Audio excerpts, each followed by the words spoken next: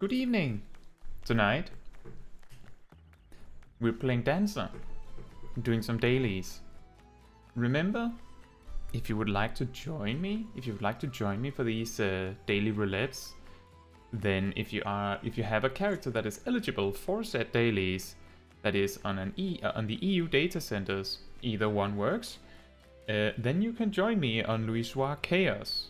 And if you are on Light and you're not sure how to access Chaos, just let me know in the chat.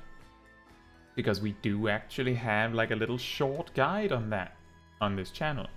Well, like 100 other things. I see Coco is hiding somewhere in my house. I hope you're all having a great evening, and as usual, we're going to be going down the list, doing the dailies, or the duty roulettes, where we're going to do Expert, level 90, 5, 6, 7, 8, leveling, trial, alliance raid, normal raid, and then finish with Euphrosyne. And we're going to be doing it mostly in that order with very little deviation, if any. So that of course means if you have a level 90 job that has access to the Expert Roulette on an EU data center, you're very welcome to join. Let's see if we can find Coco. Oh, there you are.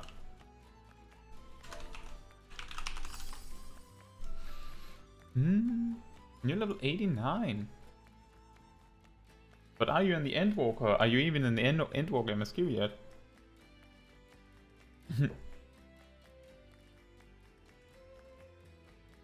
Nope. Well, you'll get there eventually.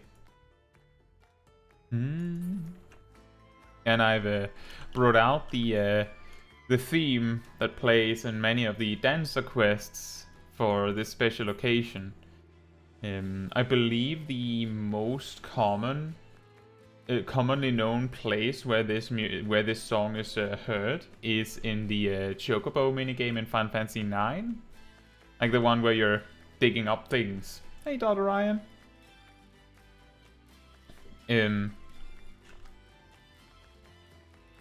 So that's a little trivia there.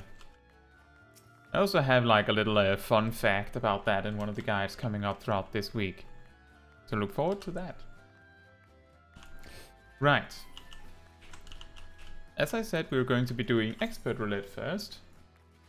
Let me just go and check outside if there's anyone hiding there. Nope. In that case, we're starting. At least getting in the queue, and hopefully it isn't too long. You'd be up for joining, Daughter Ryan. You are very welcome to.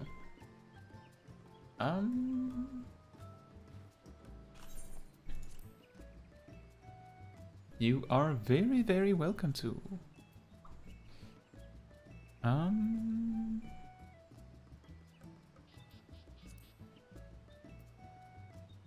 Raiden, that's on Light, right? Oh, you're traveling now. Excellent.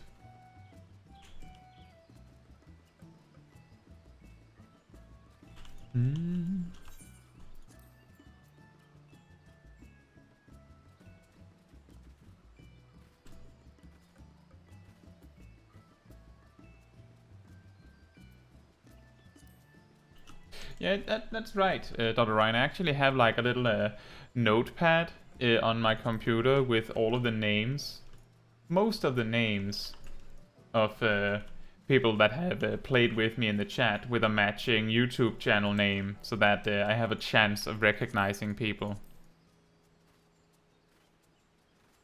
But sometimes I forget to fill it in, or I'm streaming without the notepad open, and then I'm sitting there in the position and I just don't open the notepad because I'm busy streaming.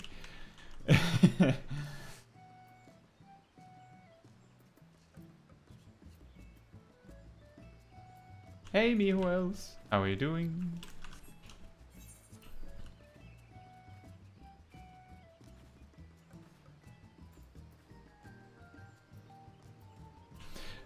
Hey Gilano.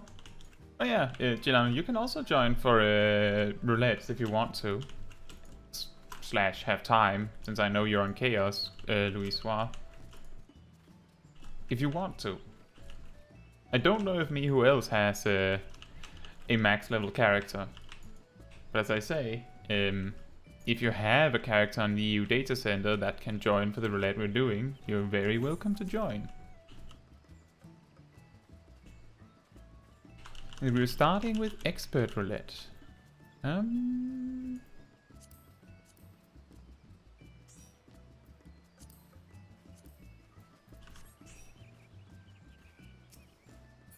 Coco does not have access to expert roulette, that's why she gets to hang out. And Coco's 2 million XP away from level 90. Nice. Well, nice. And then on the other hand, if you have all of the Endwalker MSQ left, you're going to feel like you're losing out on XP if you're not doing that with a different job.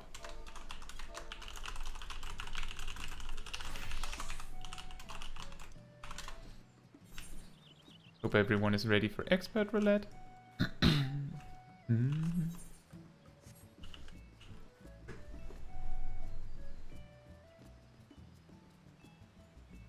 And for anyone that needs a little... let me just actually check something. Oh, that's why I had a hard time finding the name.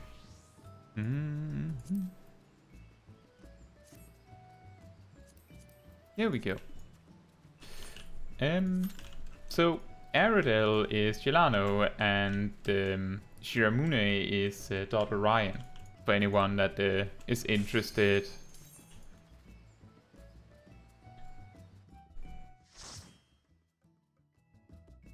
And then get Fell Court of Troya.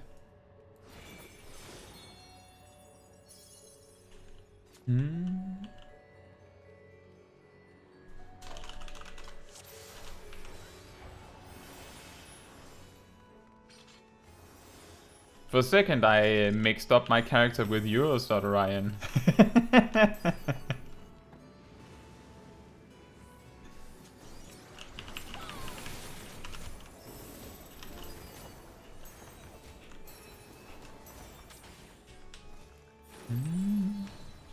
Don't worry, Coco, I'm relatively sure that it asks you if you're sure before removing someone.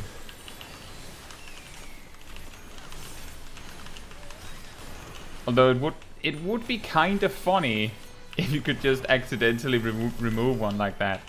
But that's also like the classic MMO thing where you just want to examine another player's outfit and then you accidentally press invite to party.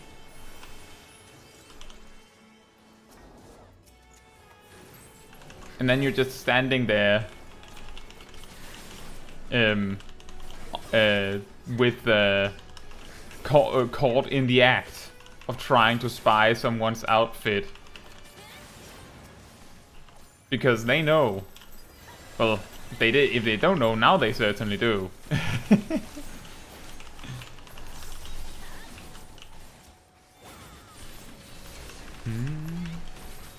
So if you've ever randomly been invited to a party or something like that, whoops, that is usually the way that it goes.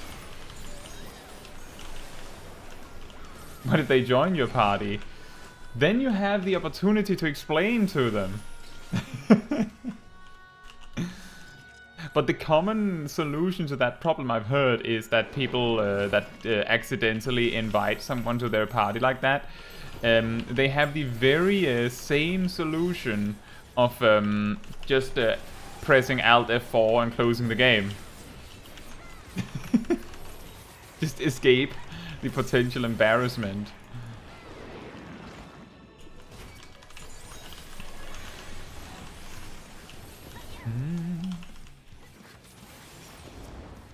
But that is an awkward time to get the technical step back. I really don't want to use a 2-minute cooldown for this.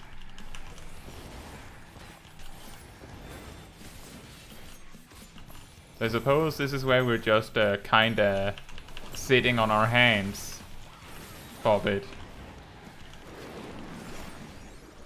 Hypothetically, I'm not going to literally sit on my hands. That's going to make the game very difficult.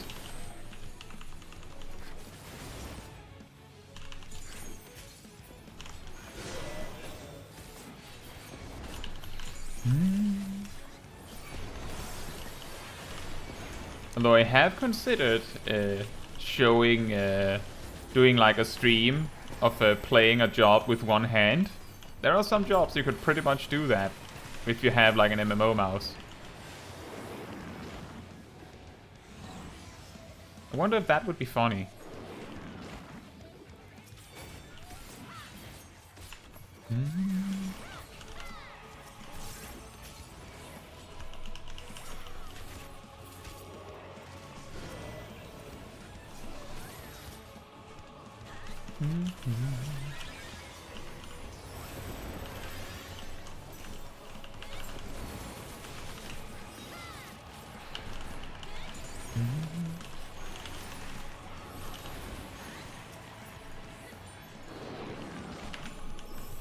And now we do the big fancy explosion of all the things.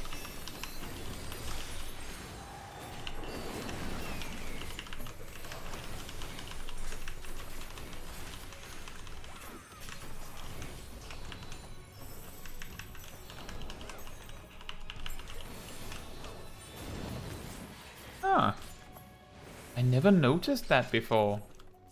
It's this little beam that shoots from your dance partner to you whenever you get Esprit, it looks like. I think that was it. I've actually never noticed that before.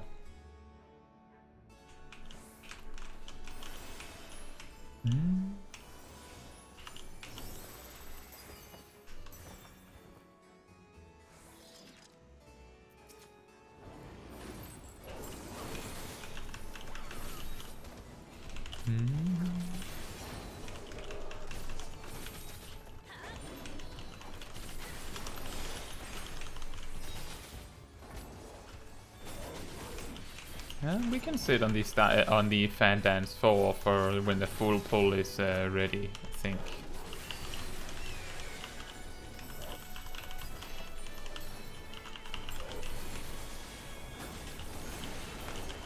And then we have the procs.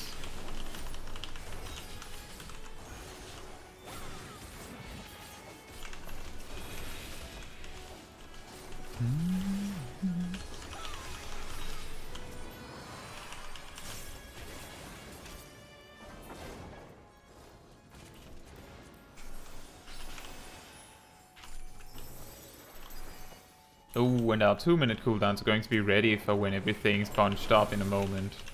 That's going to be really good. Press the shiny button immediately.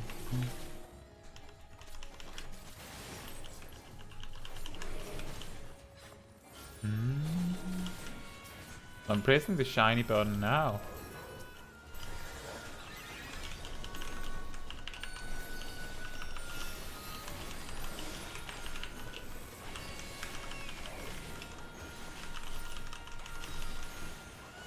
The big shiny button.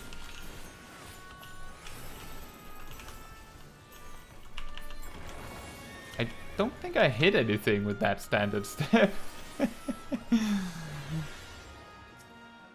And then we have a slow boss fight.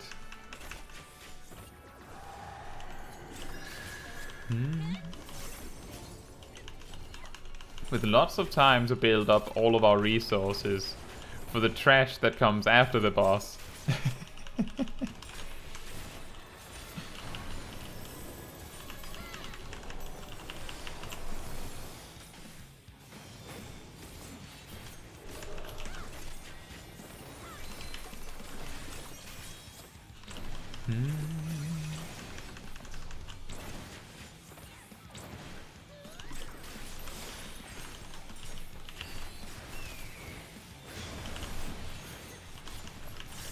And we run over. I think I mentioned this before, but the story behind me learning that these circles on the floor in this particular room are actually directly connected to the lines, like the exact explosion areas of the lines, was something that Zip randomly mentioned to me. I didn't even realize. I was just like metering out by eye sort of where the save spots were And then he was like, no, you just look at the floor. And there are so many other places in the game where I've seen that, and obviously that's what you're supposed to do. But specifically here, it blends so well into the background that it never occurred to me that it's not just to look cool.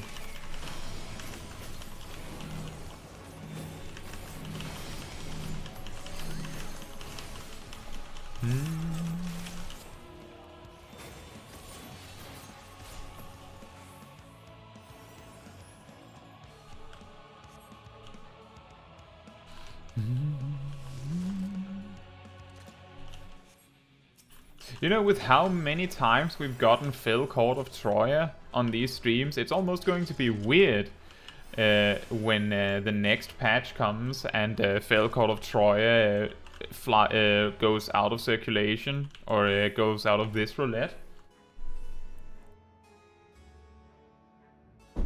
Then it's going to be no more this. And then we're just going to get the snow map and the whatever the new one is going to be.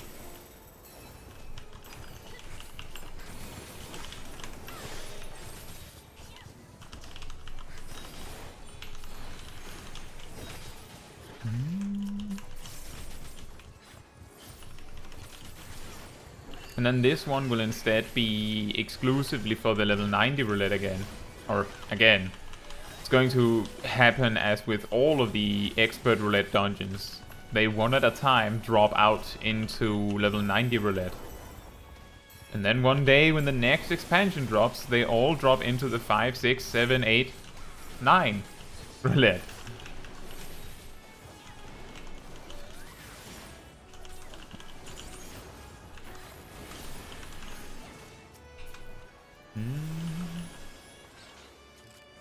Oh, this next pull is the one where it's very good if we can get a nice limit break lined up.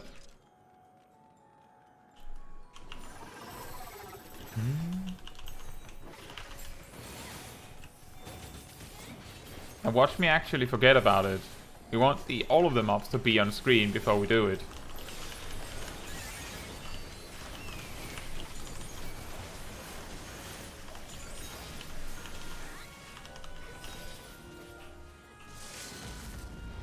That's a little bit awkward, but unfortunate reality of the ranged physical limit break. It's a little bit thin. I think we got it. Let's just save the 2-minute cooldown for the boss as well.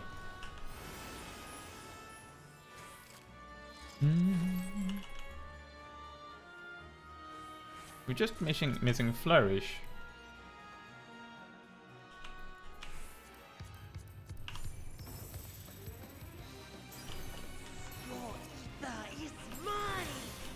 Todd Orion says ranged limit break is not big enough for Kai. It's not big enough. I'm not strong enough.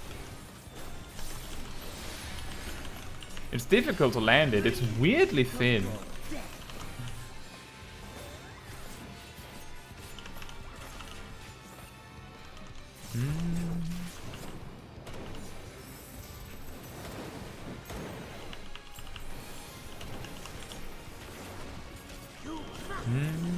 This is good. This is a good spot.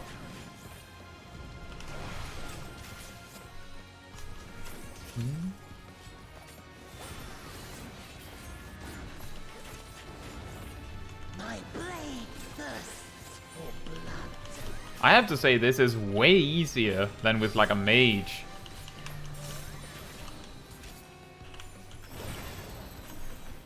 And then just casually stroll on over to the other side.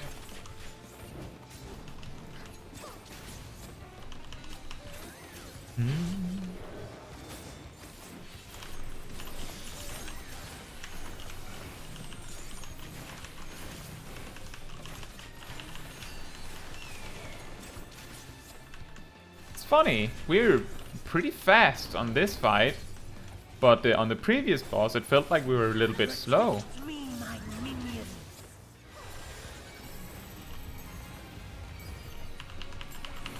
Well, slow is maybe a heavy over-exaggeration, because we were just slightly slower than like really, really fast.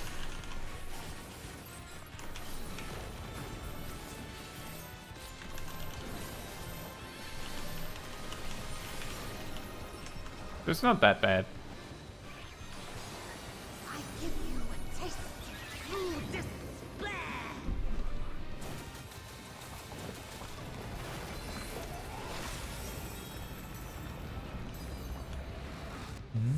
Oh, we can start our rotation very nicely from the beginning.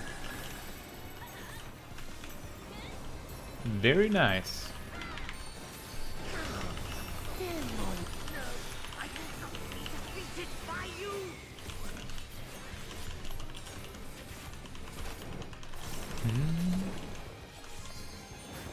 And another saber dance. Oh, whoops. I stood in one of them. That's awkward. That doesn't usually happen for me, guys. Trust me. I'm not normally like this.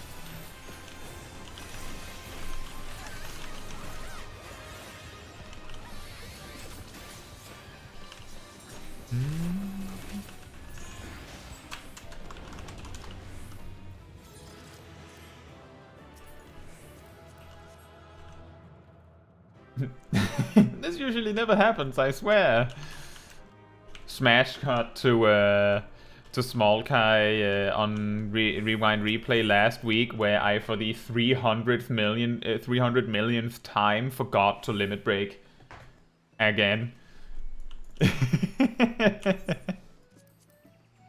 Trust me, it doesn't happen when I'm not streaming. Really. Seriously. I'm not that bad.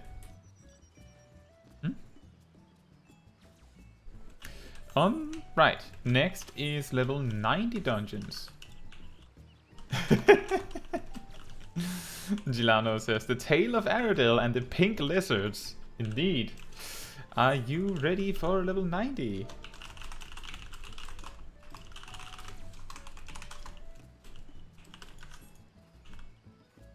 Just going down the list.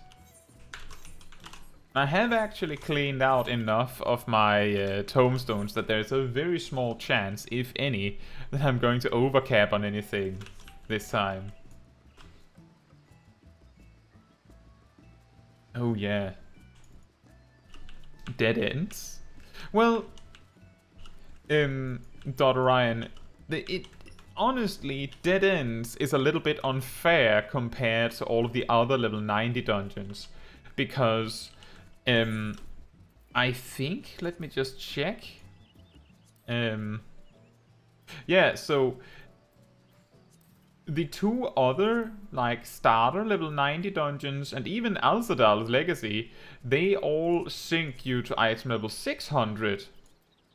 But Dead Ends syncs you to 570, so it actually pulls you way closer to the item level you could feasibly have when Dead Ends was new. Like, when Dead Ends was new, you had well, new, when you go in there for the first time, you have like 560 at best, typically. And then later on you will have, you could get up to, was it, I think it was like, was it item level 600? I suppose it was item level 600. But then they actually had a sync on it immediately, so Dead Ends has always been difficult because it cheats by dragging your item level down to it. You cannot beat it over with item level, unlike the trial that follows immediately after, for some reason. So it makes it feel like you are worse at the game if you don't realize this. There's also the part that all three bosses have extremely strong attacks that can instantly kill you if you make one too many mistakes. And one too many mistakes for one of them, at least, is... well, actually, for all three, one too many mistakes sometimes can be just one thing. and your healer not reacting fast enough. Dr. Ryan says it's mostly the first boss being very unforgiving with the Doom mechanic. Well, the Doom mechanic requires you to use Isuna, that's true, and you only have like 10 seconds to do it. So you have 4 GCDs to do it, and if everyone gets hit, you will have to let someone die. There's also the part that every hit of the mechanic that gives you the Doom mechanic in the first place does like 60% of your health in damage. So if you get hit twice by it, well, maybe it's a little bit, maybe it's like 40% of your health in damage. The point is that if you get hit by it multiple times, you're probably dead anyway. But that also means that not only does your healer need to use Isuna on you, they also need to like spam heal you to let you live through the mistake. But the thing is, the mechanic is, once you know the trick to deal with the mechanic, it's very, very easy. Like, incredibly easy. So I think the logical reasoning for why it is so brutally punishing is because if you get hit by it, you deserve to get hit by it. Like that kind of deal. Like the mechanic is brutally evil. Oh, we got dead ends. Just a reminder is if you are in the Endwalker story, you might want to just do something else for like 15 minutes. This is very story relevant. So at least make sure you're not listening too closely to the voiceover, because I can only talk over it so often.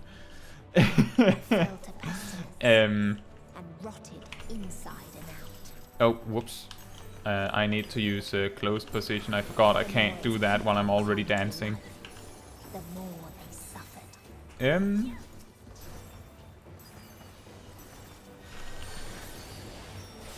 thing is, if you're not in Endwalker and you're far away from Endwalker, then you might have forgotten all this by the time you get to this dungeon, or it might not make sense while you're watching it now.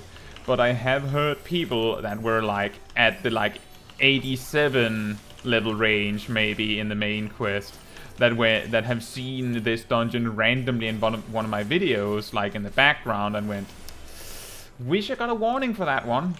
Until they curse not the illness, but their fellow corrupted. So that's why I'm giving this warning. If you don't mind that much, then usually my argument is that it might be difficult to tell what it is you're getting spoiled on when you're not close enough to the story, like the relevant story beats themselves.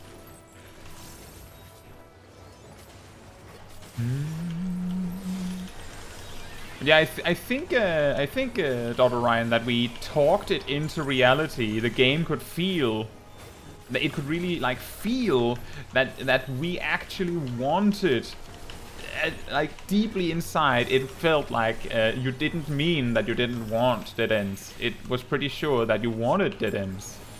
So here we are. Also, hey, K Black, how are you doing? Do you like playing Dancer? Oh boy.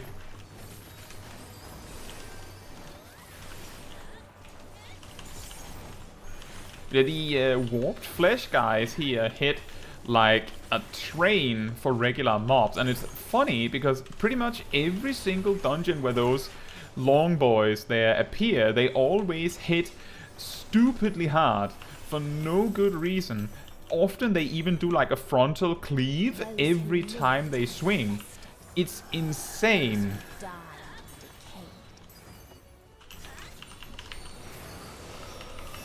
It's your main. Ooh. Because it's easy? Well, it is very easy compared to a bunch of other jobs. But I would also say that a lot of jobs become even easier when you play them a lot. But I do agree that Dancer is like, if you want to play a ranged physical job, then the easiest one is Dancer.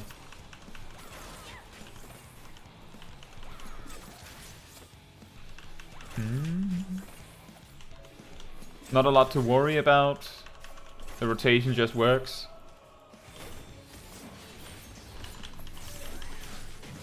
Drawing myself a little bit into a corner. Can we reach Aridin? Okay, you got to us. That's good. Normally I chase someone in that mechanic so that we just overlap our circle AoEs, and then we're also stacked closely together for the follow-up mechanic, but I forgot here.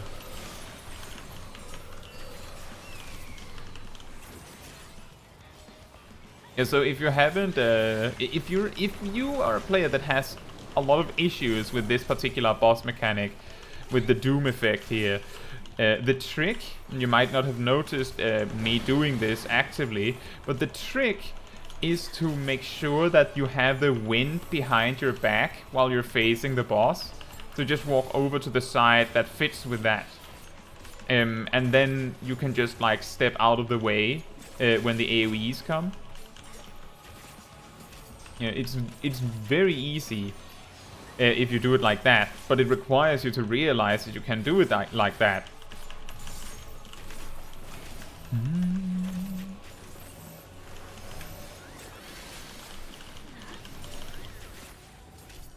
Yeah, I think I'm going to save my technical step for the trash pack in a moment. Hey Lingstar, I'm good. How are you doing? And the very last of them wished they had never been born at all.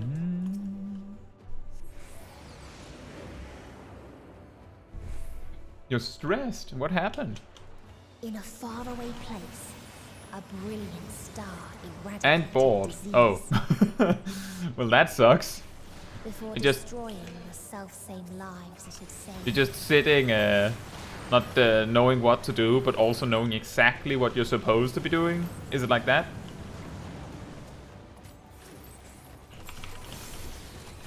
You have exams in a few months. Is it a case of you feel like you're not prepared at all and you won't be prepared in time? So it's like really scary to look forward to?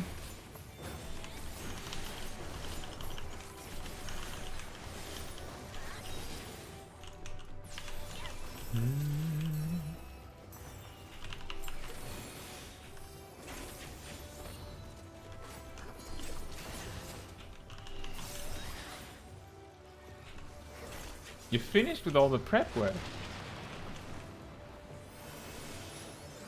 So what is it that makes you stressed about it? Sought ever greater freedoms, no matter the cost.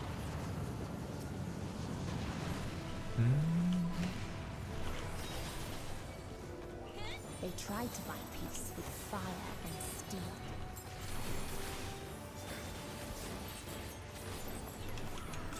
I think I ran a little too far ahead on that move.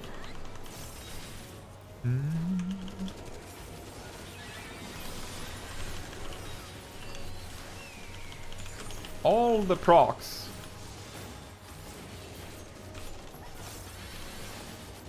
There's nothing wrong with being stressed for no reason. I have that sometimes too. I'm just asking because maybe if we talk a little bit about it, then you find out why you're stressed, and maybe... And I clicked standard step too early there. I forgot a step. Simon is very mad. The weight is horrid. Ah. Yeah, I get that. You're already fully prepared for exam, but the exam isn't for a few months. So you're just going to be sitting here, ready to party, but there is no party to be had.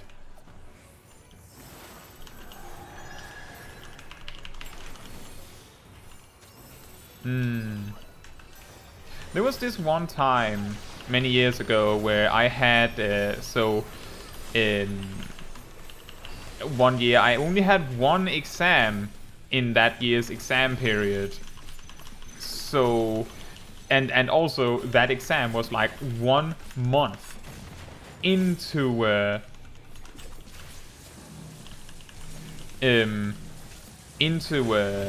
the exam preparation period, which meant that I had like over a month to prepare, and it was a subject I wasn't very good at, politics, which meant that I spent like 6+ hours every day for a month preparing because I had the time, so might as well. And I absolutely stressed myself out more than I needed to by doing that.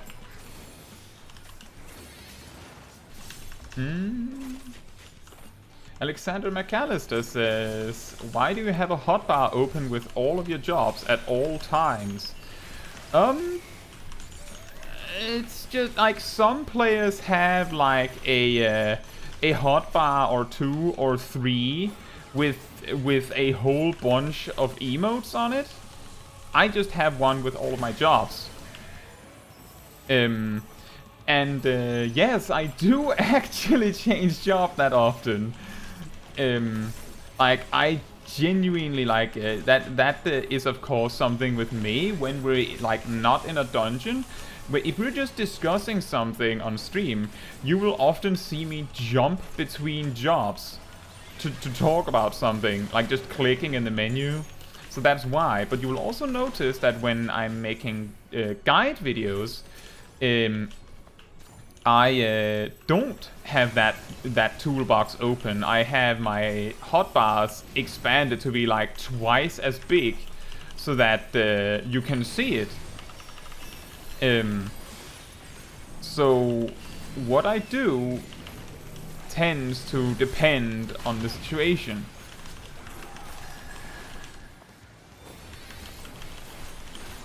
But I do understand why it would seem a little confusing, Alexander. Generally, I don't need a giant fancy UI with a bunch of things, so I just have that toolbox. But I can show you, I have other UIs that don't have that toolbox. This is just like my default one where I have easy access to everything that I would normally use. So that's pretty much it. But I do understand where you're coming from, Alexander. When none remembered life's trials or its joys. Linkstar says mine are in German, English, and mathematics. Oh. Well, I do love me some mathematics, but the exams are never fun.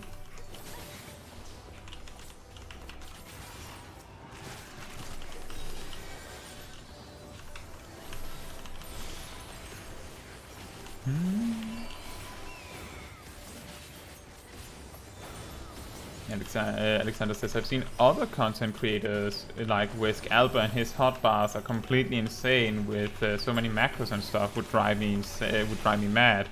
Yeah, I haven't seen much what other content creators for Final Fantasy XIV do with their hotbars. But I'm very much the kind of player to minimize the amount of macros that I have on account of knowing that they're not very consistent. They don't work well with the spell queuing system that is in Final Fantasy XIV. And what I mean when I say does not work well is they don't work with the spell queuing system in Final Fantasy XIV. That's why you will find that most healers in Final Fantasy XIV will not be using mouse over macros, because it doesn't work as well as in other MMOs.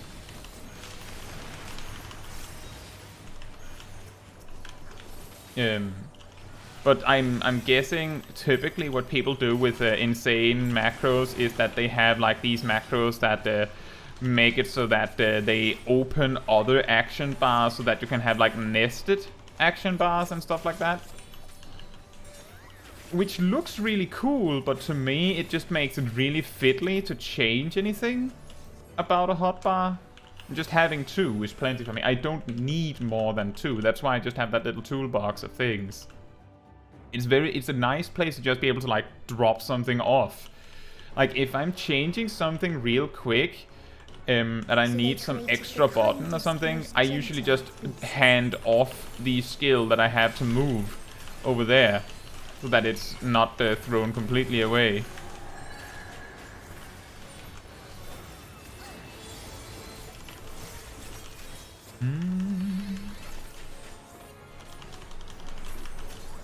Oh yeah, we could have used Limit Break on that pack we just fought. Oh well.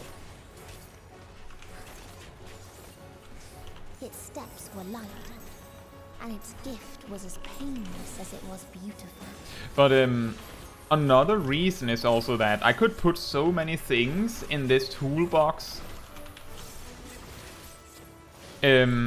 But specifically finding like a job, I can either click once on this toolbox, or I believe you need to click 4 times in total, including a double click as 2 clicks, to access the to switch job without the keybind like this.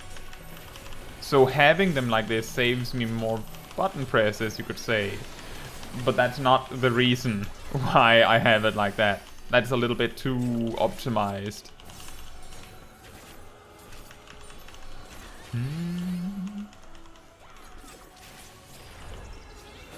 Kingstar says, Kai and limit breaks.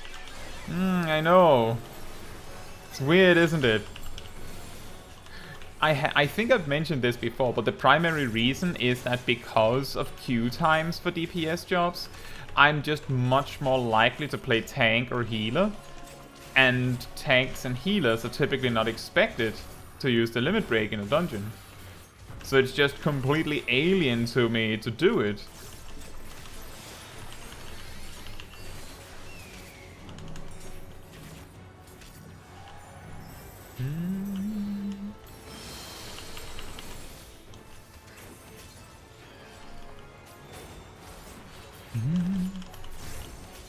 It's pretty funny. The warm glow mechanic on this boss hits incredibly hard. But I actually had one time when I was healing this dungeon where the tank got annoyed with me because I didn't top everyone off completely. Speaking of topping everyone off, you need to top everyone off to survive that mechanic, right?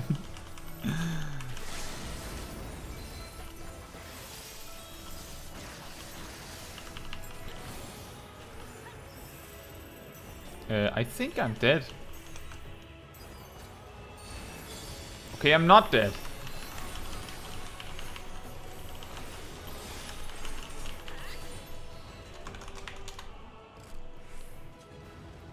Yeah, you don't have a lot of time to react to it, Orion. The best way to keep track of it is remember that debuffs that you can remove with Isuna has like a blue bar over it. So if you have a Doom effect and it does not have a blue bar over it, and there's not like a gimmick on the floor, like a glowing platform or something that you can stand on, then it's healing. Now, the problem with having to make that assessment is that first you spend 1 or 2 seconds going, let's see, oh, it does not have a blue line over it. Then you look at the arena for like 2 or 3 seconds and go, I don't see any glowing platforms on it. And then you look at the debuff and go, oh, I have 5 seconds to heal myself for 50,000. Excellent. And then you drop dead.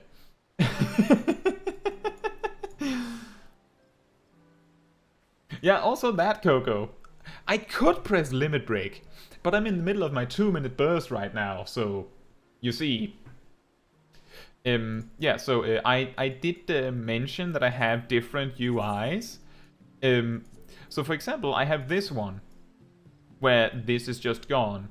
This UI I use for PvP, which you can tell because I have the status effects here. The reason for that is because in PvP, I don't think we can see this unless we're in Wolfstand Pier, but in PvP, especially specifically in Crystalline Conflict, this entire box up here where your debuffs and buffs are normally located is completely blocked, so you can't see them. So I move my status effects down here.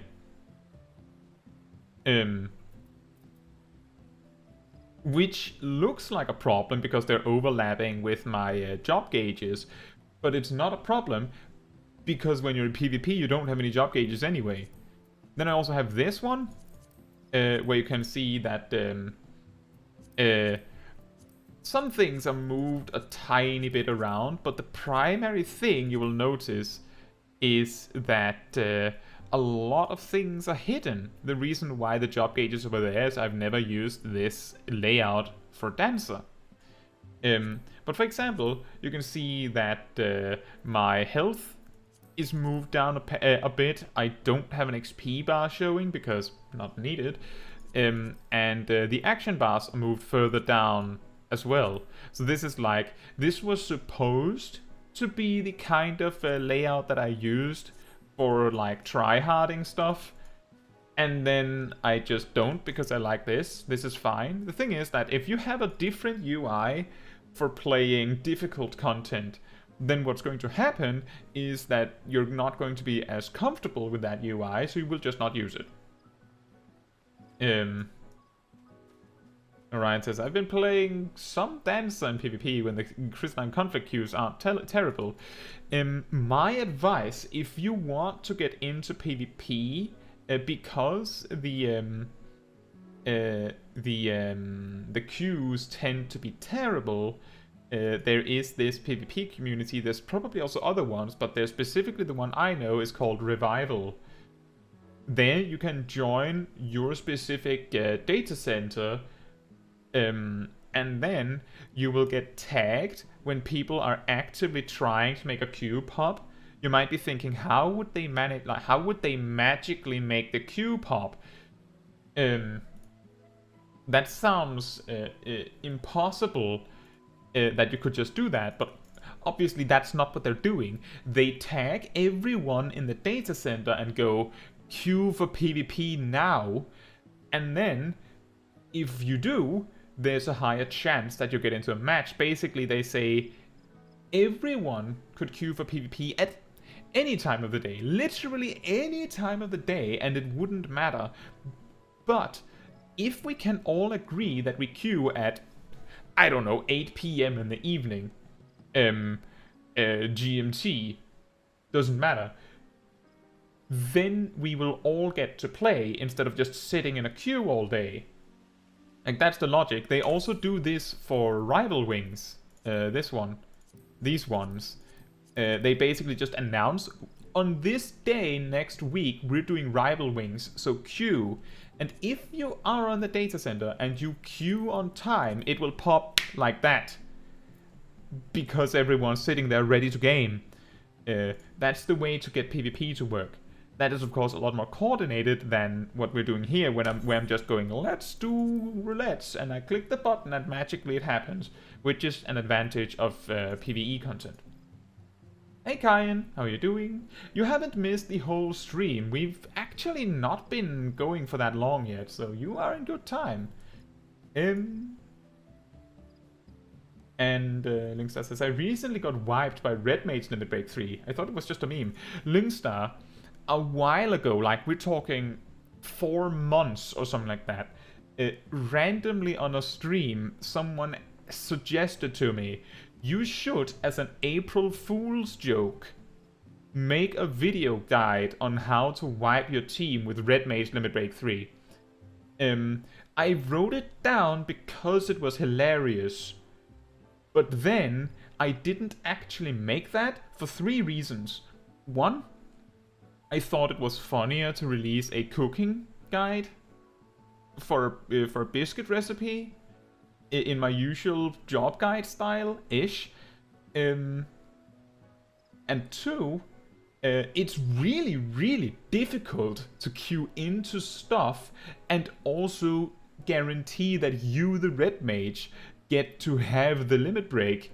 And 3, you would also have to wait with the limit break. So not only does the limit break 3 have to be ready, but you have to sit there and time it just right to mess with everyone, which means that other people have a chance to spend it. And Surprise, there were 4 reasons. The 4th reason is that it would not be a very nice thing to do with randoms, and I wouldn't want to, like, have 7 people come along with me to just record this. So I decided against making it. It's good, it was funny. The next one is going to be 50, 60, 70, 80. Do you want to join, Coco? Since you're here. I'm going to guess that means yes. Alright, so now we are a light party. So Aradel and well, Gilano and Orion was here first, and they were Orion was healer and Gilano was DPS. So the question is, anyone that don't mind what they're playing, like anyone that is a flex slot, then it would be nice to know who doesn't mind playing what, and then everyone else can switch to the job they want to play, and then we figure it out.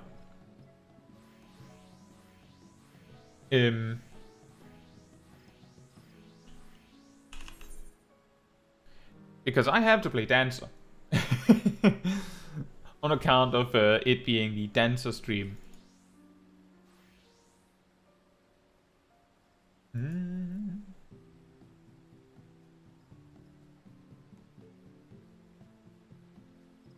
That's funny.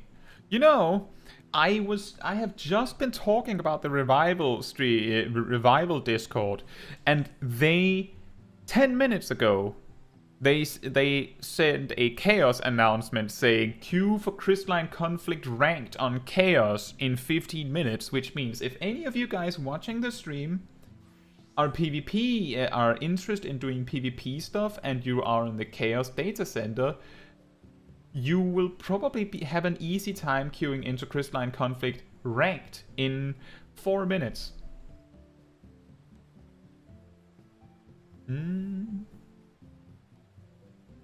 We're going to go in, we're probably going to land in at most a level 80 dungeon, Orion, so if you don't mind playing tank, or playing heal or anything, you can just go whatever.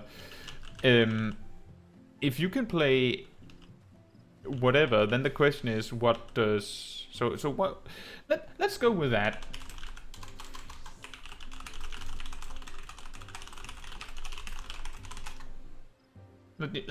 Easier solution, I'll just write in chat, what roles are you all willing to play right now? And then we'll go from there, we'll solve it.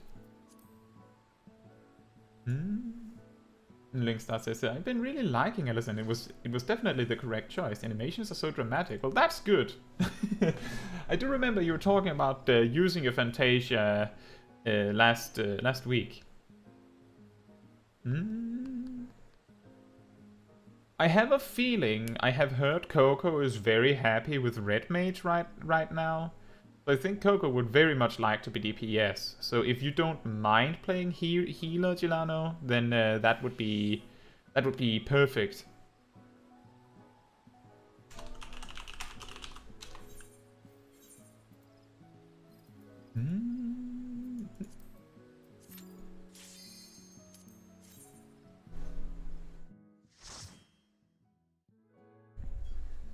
What do we get? Hell's Lid. That is an optional dungeon. There's a good chance that a lot of people never do this one.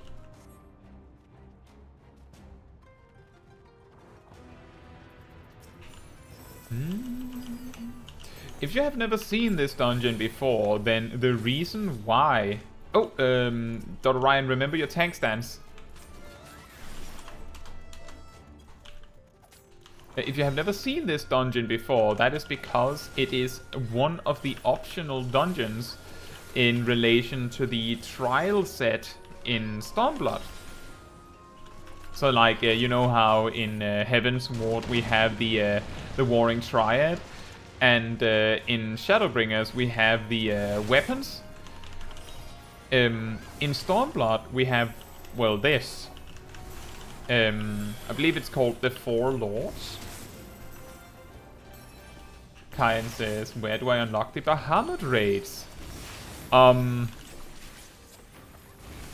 You know, that's a good question. I don't remember. Is anyone able to help Kyan? I will be able to help after the dungeon. Gilano says in Wineport. So Wineport is somewhere in La Noscea, right? Hey Meowie, how are you doing?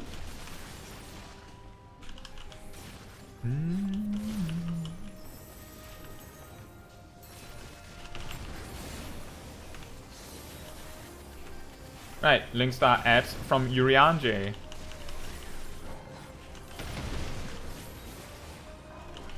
Oh wait, Wineport. That's in the Waking Sands. Is it? Now I'm confusing myself. Actually, just figure out where Wineport is. Or where Urianje is.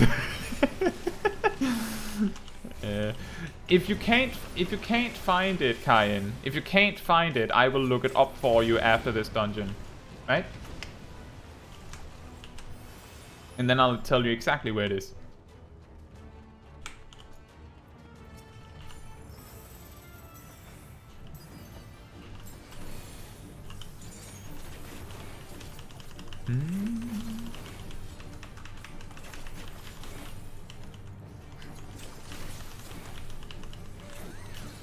I need to not run around so much when I'm playing Dancer. I need to run away more as a Dancer. That was perfect. And not intentional. Meowie says it's in Waking Sands. Right, so you go to the Waking Sands in Thanalan. I'm going to get killed from this.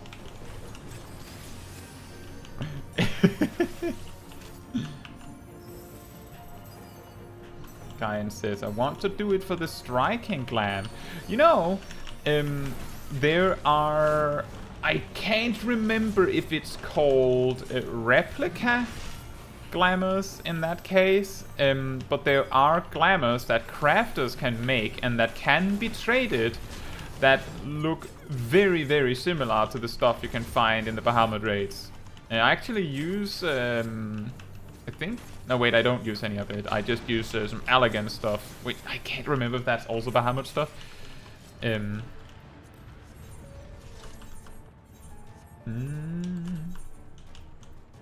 am not capable of looking that up while in the dungeon. Oh. It's okay, Gilano. You were just trying to help. There's nothing wrong with that, with trying to help. Kyan is on the free trial, so trading is out of the question. Ah, okay, that may cause some problems. That also adds further problems because in that case, that means your max level is 60, and people don't really queue for the Bahamut raids, like at all, and they're not in the normal raid roulette. So, like, if you have done some of Alexander and have found it relatively manageable to get into runs, that's because it is on the normal raid roulette.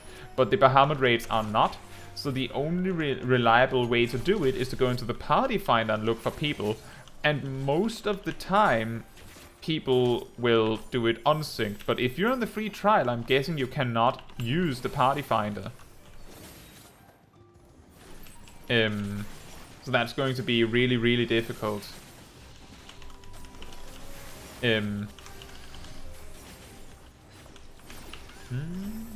Meow says, I'm only doing Bahamut for completion.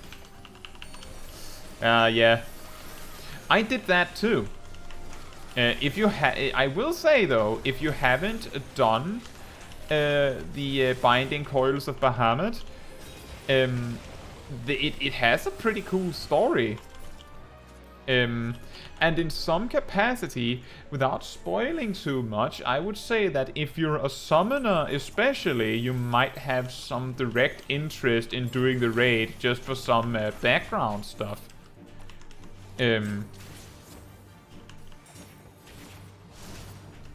Like, for any job really, it's interesting. But for summoner, there is a little bit extra, I would say. Oh, that was a donut AoE. I could have dodged that with Arnavan. And then I just didn't. Trust me, guys. Me when I'm on stream is actually like Goku when he's in that gravity chamber, or Rock Lee with the super heavy weights on. I'm actually a lot better off stream. Trust me.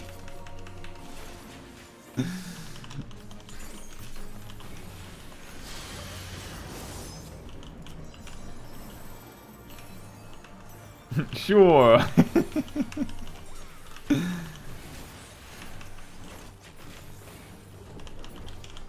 Uh-oh.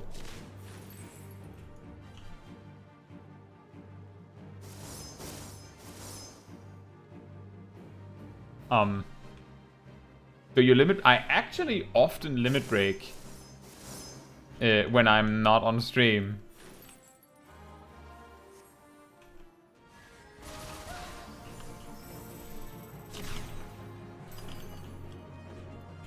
But then again, I need to not be a tank or a healer for that to matter, and if I'm not on stream, then there is a bigger chance that I'm alone. Which means that the queue time from DPS is even longer. But you know what, I'm willing to accept that I'm just terrible at remembering to use limit break. That one I can take that one. But genuinely, I don't mess up mechanics as much when I'm not on stream.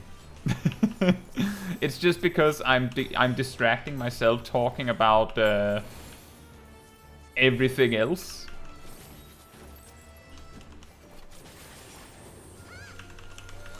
The DPS pain and curse, the long queue.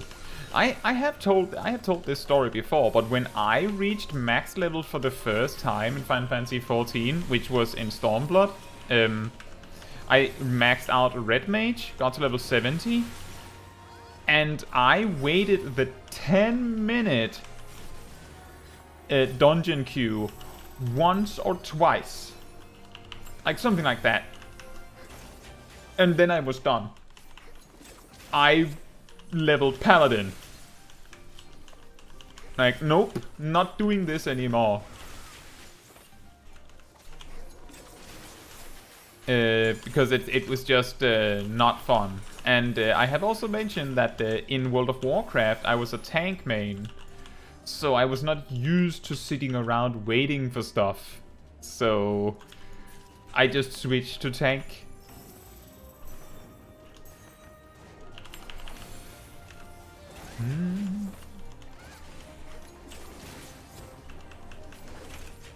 Here's a funny little jank thing with Dancer.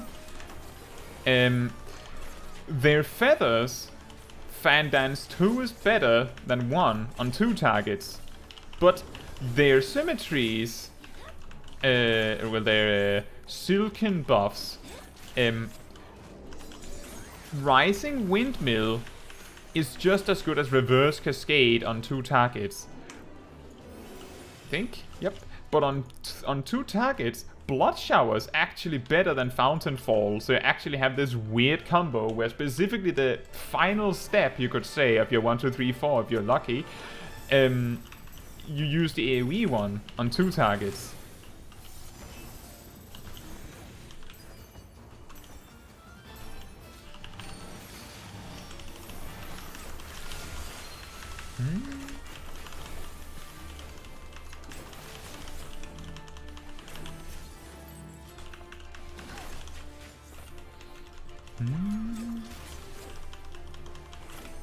Hey, Kwasani.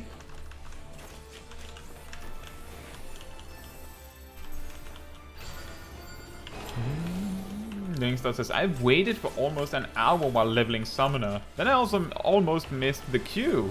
Yeah, that's the thing. If something has an absurdly long queue time, when it finally pops, the probability that someone in the queue isn't there is high, and it's so bad. Yep, real good. Hey, Puppets here. How are you doing? That also happened when you were... Oh, that sucks. When you're queuing for one of those, like, super big trial stuff, you're in the room, and the music is banging, and you're ready to fight, and then the queue is 30 plus minutes. Like, all of the excitement is just gone by the time the fight actually begins.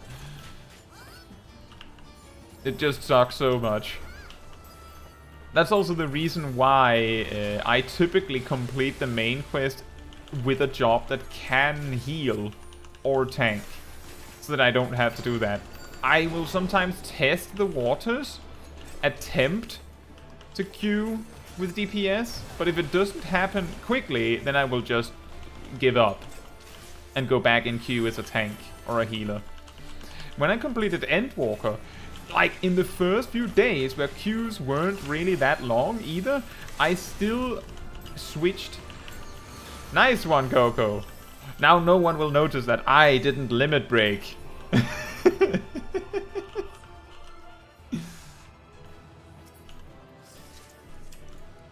In retrospect, Coco, one of us should have used limit break on the 2 dudes before the boss.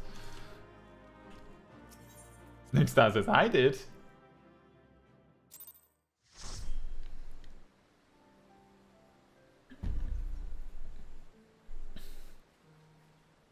Yeah, exactly, Nemiaoi. Either they're not there or they're sleeping at their desk, waiting for the queue to pop.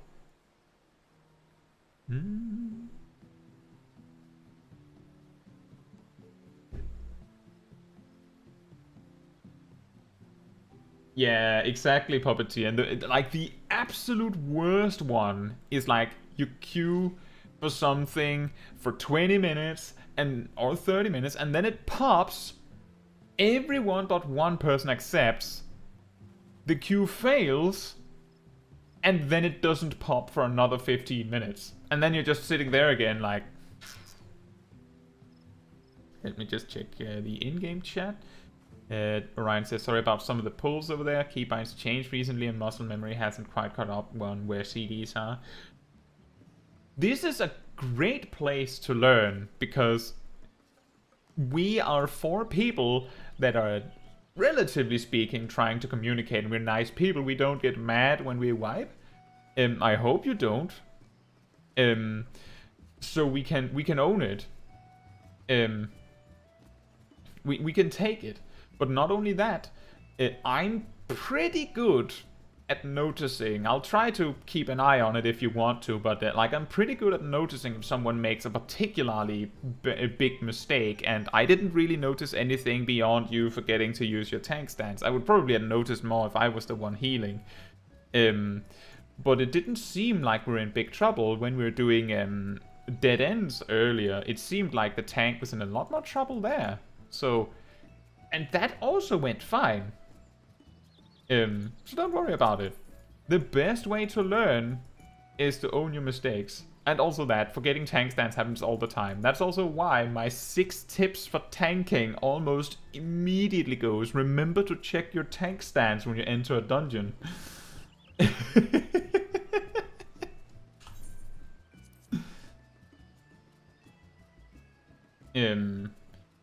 Kasadi says, the Neo, I remember struggling fighting that in Neo. Is that a boss in Neo?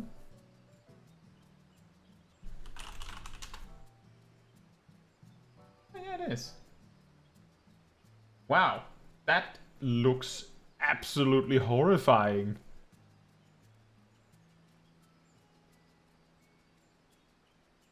Can I open a decent picture of it that doesn't look too brutally frightening to look at? I want to share this with you all, but it looks really actually genuinely scary.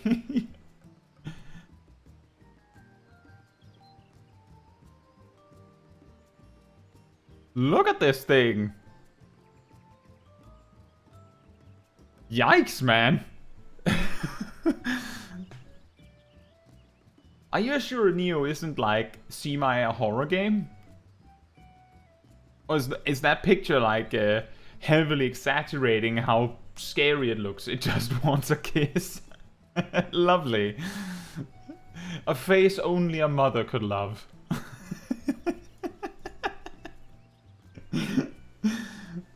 Right, next we're doing leveling roulette.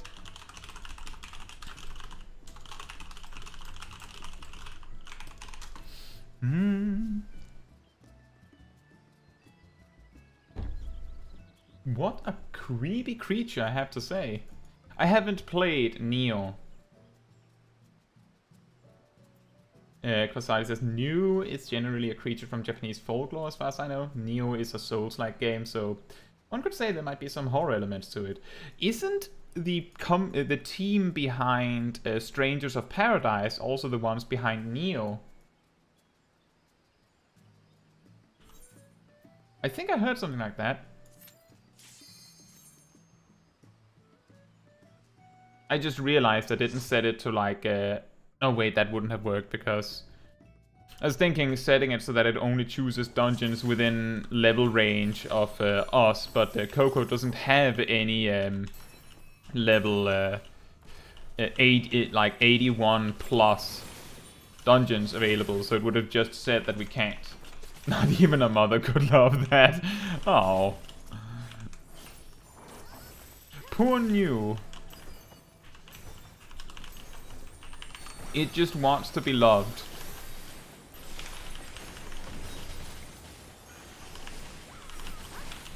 Team Ninja's involved in Neo. Right. I can say Strangers of Paradise, and I have said this before, is one of my favorite games. I recently repurchased it again on Steam because it does not have crossplay between Epic and Steam. Playing through the game again. It's very good. So if you need a recommendation for Strangers of Paradise, you have it from me. It's a good game. The graphics are sometimes a little janky, and sometimes the cutscenes have an interesting relationship with frames. But the game is excellent. And it, at least in my experience, it isn't lagging when you're fighting. It isn't lacking when you're fighting, and that's where it matters the most. Chaos! We are here to kill chaos.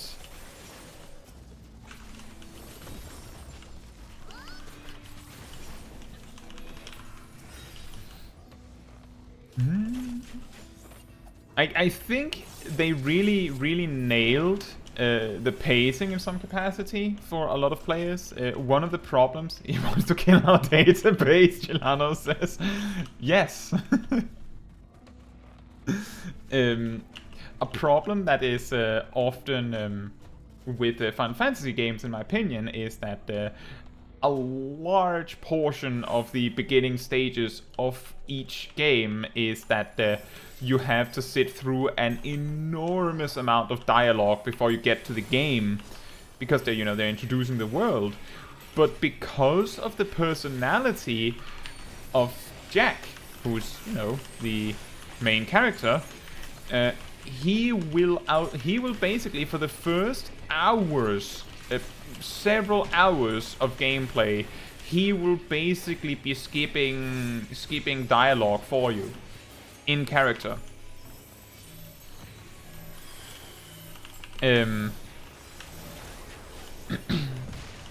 So and he will, like, the dialogue is allowed to play out more as you get further in the story.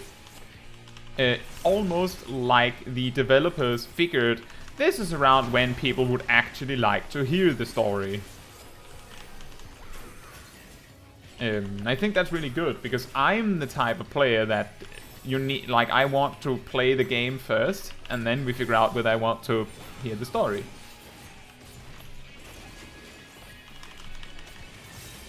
So that works really well for me.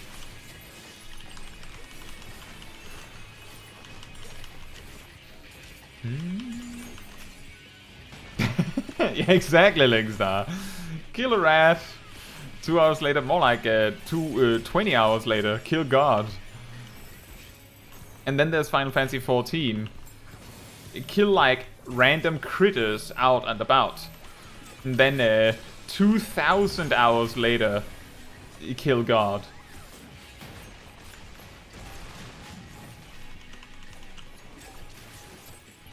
There's something I've noticed that is a pattern with the bosses in this dungeon specifically. Maybe you guys may notice it too now that I bring it up. All the 3 bosses in this dungeon have a pattern of doing like 5 mechanics back to back. And then they just sit there doing nothing for like 10-20 seconds. And then they do like 5 mechanics back to back. And then they go back to just sitting there. Like, they show every single mechanic they had, and then they just sit there. And, like, I know other dungeons have this sort of style too, but it's just extremely prominent in this particular dungeon. I notice it every time I'm here. Like, oh yeah, this boss goes Tank Buster, Circle AoE, Donut AoE plus bunch of random Circle AoEs. And then it summons ass. And then it just kinda sits there. The next pull is kinda big, so I'll hold back a little bit with my cooldowns. So that we have the power.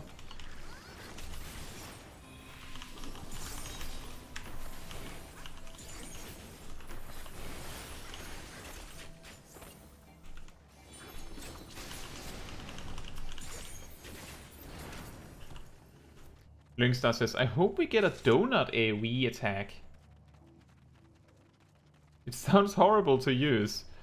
Let me introduce you to Summoner in PvP.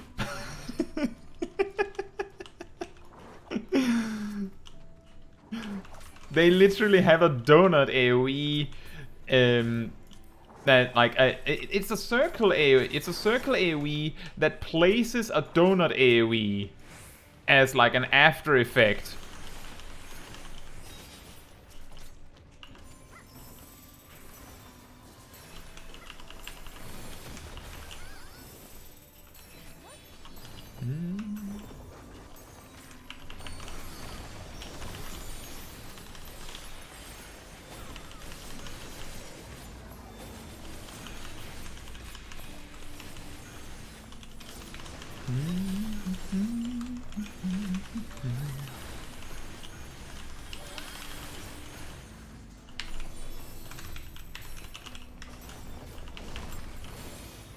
Yeah, that's true, Kosari. Well, they've actually really heavily cut down on the beginning bit in the newer Monster Hunter games. Both World and Rise. There was very, very little of the you have to gather some bugs, some mushrooms and some ores and kill some small monsters. There was very, very little of that, whereas now I never played it, but I have seen it in like the first Monster Hunter. Your first several hunts is like gather a thing, fight a small monster and things like that. But the thing is that because of the difficulty of the game, killing a small monster was already sort of difficult in a way, so it made sense. Like, welcome to power creep.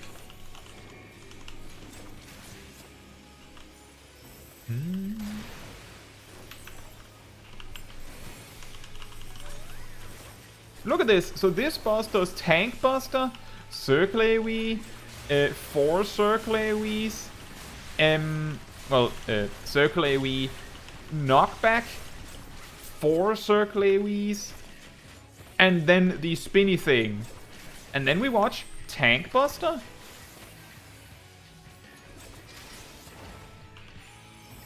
And then nothing. And Tank Buster again. Now we start over.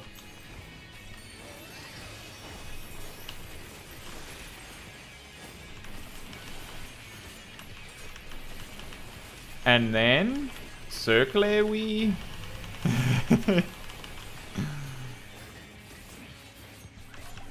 with the extra circle AoEs, and then knockback.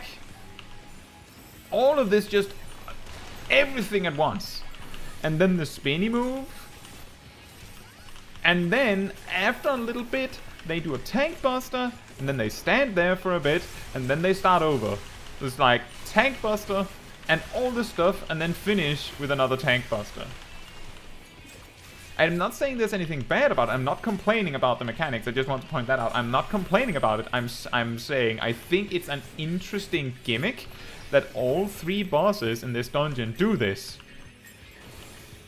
Like, they just do every single mechanic that they have up their sleeve in quick succession, and then they just kind of sit there.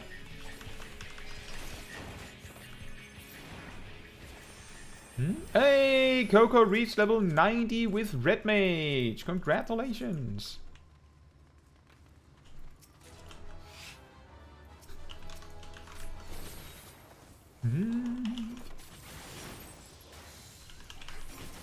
Does Generations Ultimate have a really long startup? I don't even remember that, but I suppose the reason why I wouldn't remember that is because I played Generations Ultimate a little bit after I had played World for a long time, so I just like blasted through whatever it was to then get to the large monsters again.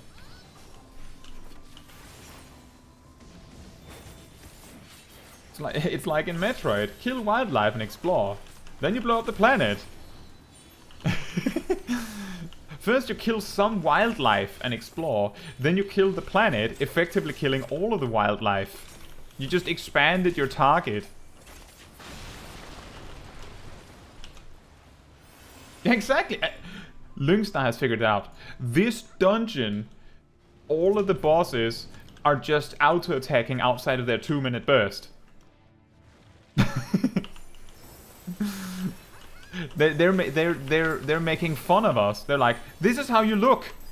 This is what you look like when you're doing this. Just standing around, waiting for your cooldowns. Like, this is you.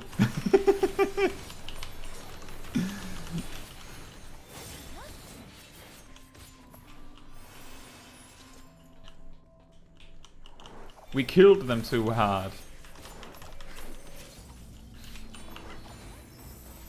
Also, the final boss is a little less like that. I will say.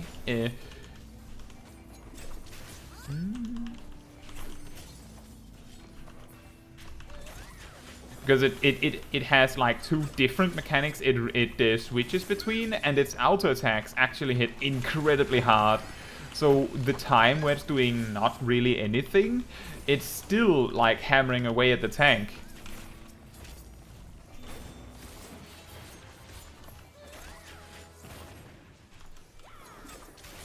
Because says, I miss older Monster Hunter formula. I like World and Rise, don't get me wrong, but I prefer the games before those.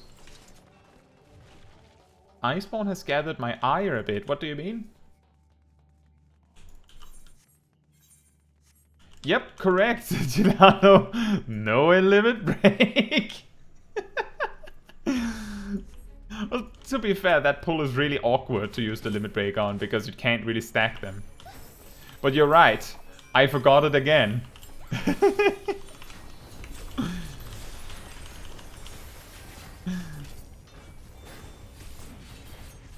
So here's a fun little story.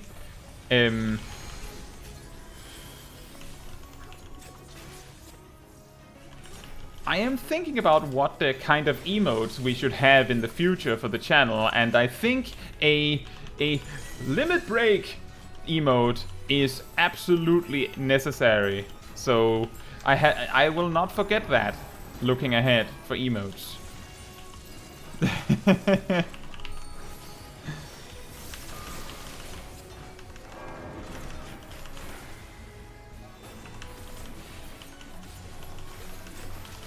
Yeah, that's true, Kasadi. The Clutch Claw is one of the most complained about, as far as I know, mechanics in Monster Hunter.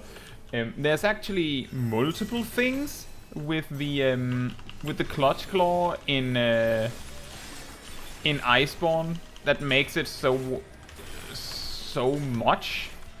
Yeah, that's the best way I can say it. That makes it too much is that not only is damage balanced around you applying the clutch claw thing, so you're sort of forced to do it. Not only is that the case, but the monsters have a coded segment where it will stop and wait for you to do it. Like, they have added such a huge focus on this mechanic that the monsters will, on the regular, just kind of stand there for like 15 seconds and do nothing. And that's not a coincidence.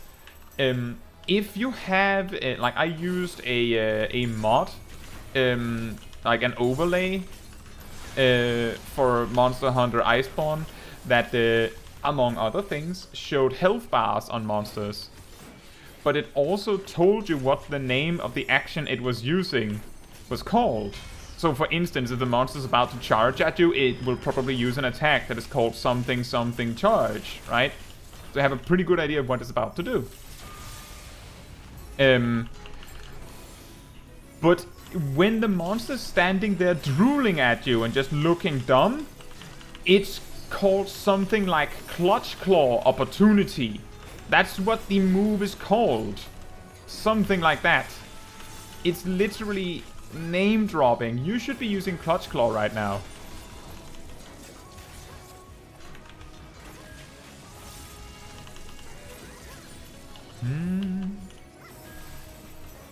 I should say that I used that mod after I had completed the game.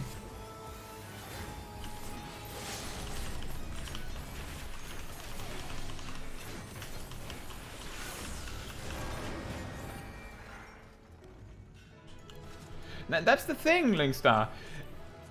Sometimes monsters would do the drooling thing because of exhaustion, but in Iceborne, they're basically coded to do it sometimes specifically to give you an opportunity to use the Clutch Claw.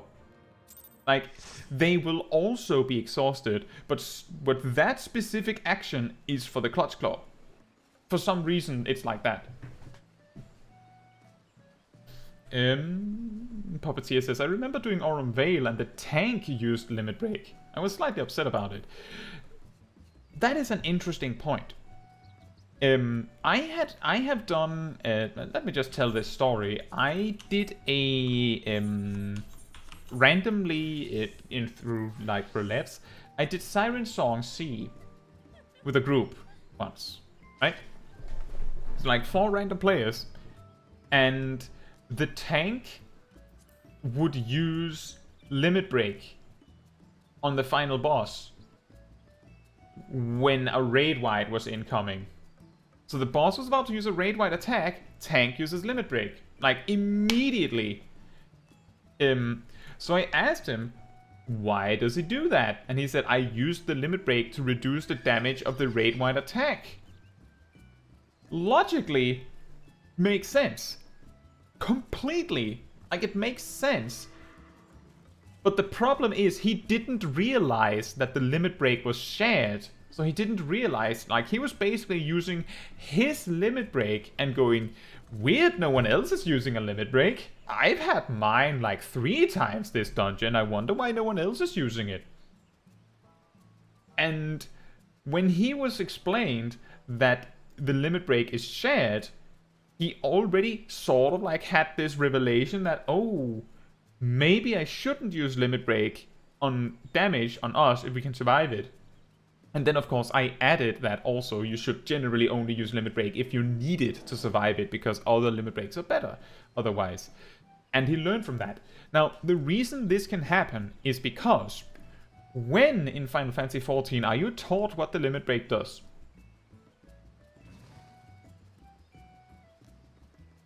I will let that one hang in the air for like a minute and then read another comment. And Linkster says, I play Switch Axe with exhaust file almost always. Right. And if you use blunt weapons and hit the monsters a lot on the body, it also has this effect of exhausting the monster. But that's the thing. This mod I was using also showed the stamina bar of the monster, and it would do this drooling thing while having plenty of stamina, so it wasn't tired. It just decided to drool for you a bit. And Linkstein Puppeteer, you're correct. You're not actually taught that you're supposed to use the limit break. The only time, if you play through the story now, like today, if you play through the main scenario quest today, then in the fight, let's see, in this fight, at the very end, you're going to be granted Limit Break 3 despite being in a 4-man party. It's so obvious that the game wants you to use it that you're supposed to use the Limit Break here, but you're not taught that you can.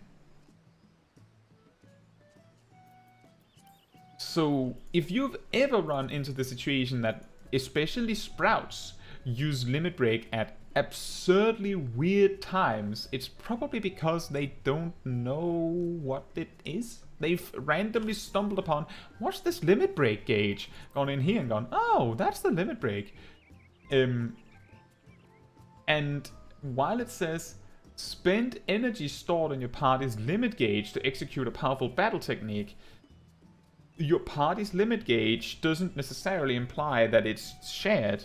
And that's true, Puppeteer. The first time that you're forced to use the limit break in Final Fantasy XIV, the first time you're forced to know to use it, like, you might think that it's in the Chrysalis because it makes the intermission a lot easier, but I'm pretty sure you can beat it without the limit break. I'm pretty sure you don't need it here. Nope, you don't need it here. So the first time in the game where you're met with a mechanic where you have to click limit break is this one. And it's a tank limit break, no less. Which is unusual, really. Like, it's not often that this happens. But the first time you're forced to learn what the limit break is, it's the tank that has to do it. Poseidon says, I remember people are still adamant on using Limit Break 3 in the Nabrialis fight. I've managed to go through the ad phase a few times before without it. Last time I spammed heals to keep everyone alive. Now, the key thing in the Nabrialis fight is that using the Limit Break 3 on Nabrialis hardly makes the fight shorter. It typically doesn't. But using it in the intermission makes that section shorter, and that section is very likely to wipe you if you stay in it for too long.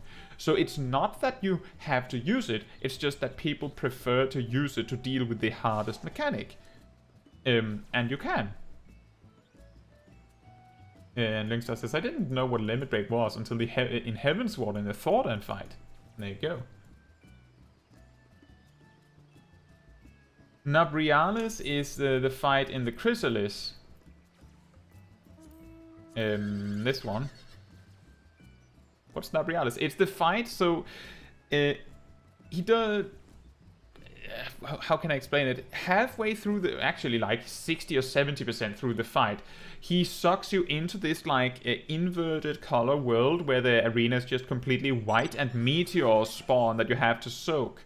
But they hit so hard that it's pretty much your tanks are supposed to soak them, but they spawn so quickly that there's a very good chance that your tanks can't catch all of them.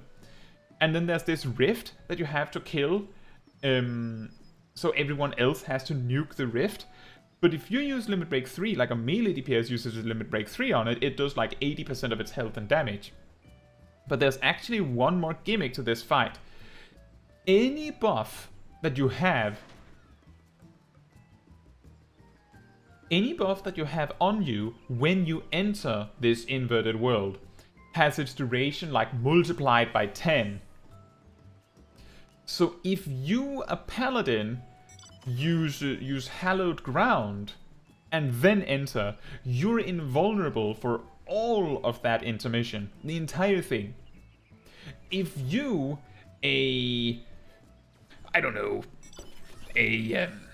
what's a good one? If you, a bard, use battle voice before you enter, then everyone enters that intermission with a permanent battle voice buff. Stuff like that. So, you're supposed to use gimmicks like this. Oh, Orion says I need to leave, so thanks for party. Thank you for joining, Orion. Thank you so much for joining.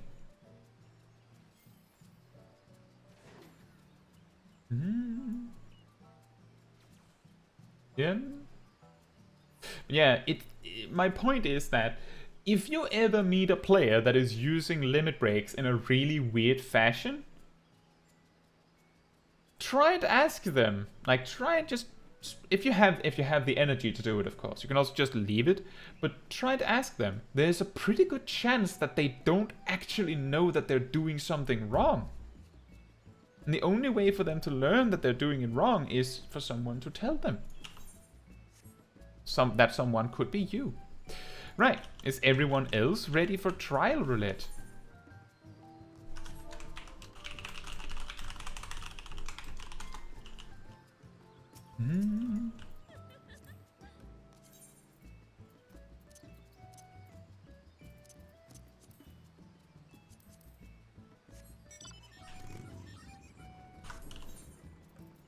Have I said it correctly? Yes, I have.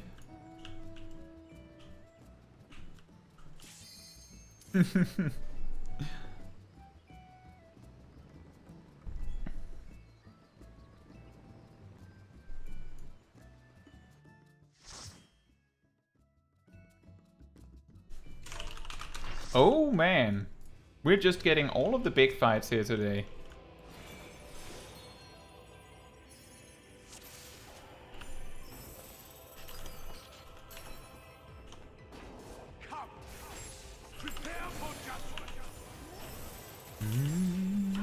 That was a pretty good lead up to the opener. Time for broth. Oh yeah, I remember that one. Feel my broth.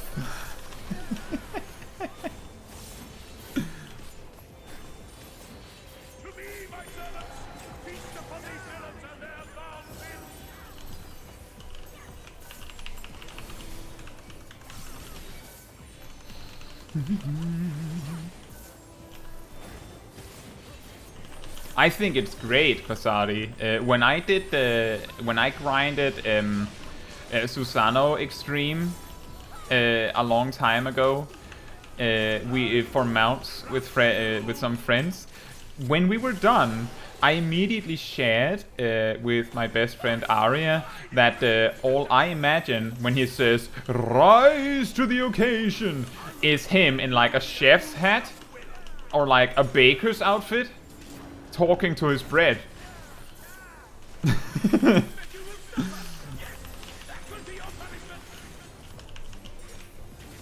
Linkstar, the joke is that in the second phase of this fight, he says when he uses, I believe his when the boss uses his tank buster, he says "feel my breath," but it can very easily sound like "feel my broth," like broth, like, you know, soup or something like that.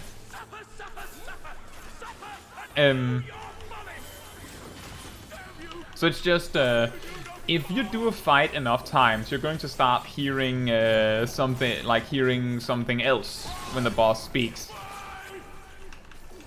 just to make things funnier for you. And it's the kind of thing where once you've heard it, you can't unhear it. Like beans and tacos, or big fat tacos. Or chicken tenders.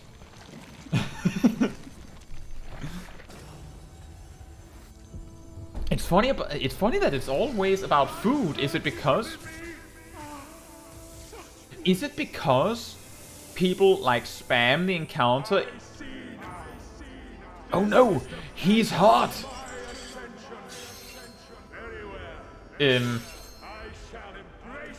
Like, is it because when you've done the fight too many times, like you've been grinding away at the boss for hours and you're hungry, so you start to hear the boss talk about food because you're hungry? Maybe that's the reason.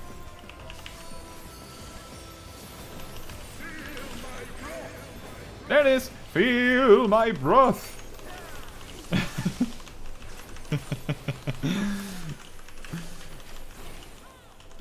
Exactly, Gilano. Or you wake up in the middle of the night hearing, sickness must be purged. Or, sloppy. Sloppy.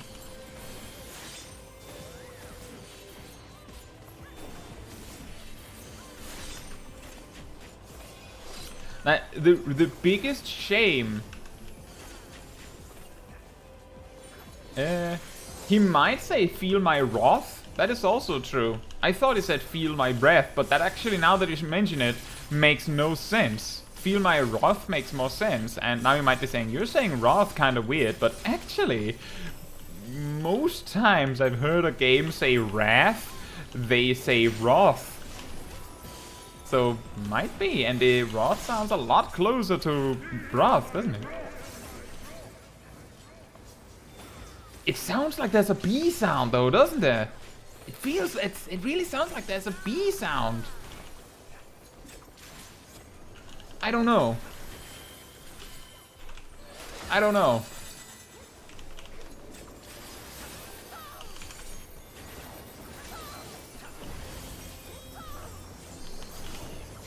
No! Here's a tip. You're supposed to attack the one that it's beaming at. If you don't, there's a very good chance you won't make it before it consumes it. And if you don't do it before it consumes it, we all take massive damage. Like that.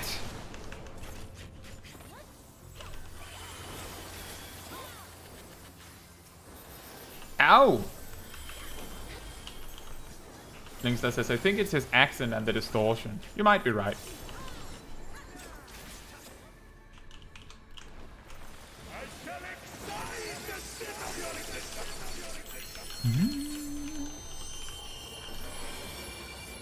It's funny because when you asked if you said feel my wrath, I looked over the entire dialogue, like all of the stuff he said throughout the encounter, and it is the only thing that he does not have like an actual like text prompt about. Like, it's the only thing that he does not have subtitles for, basically.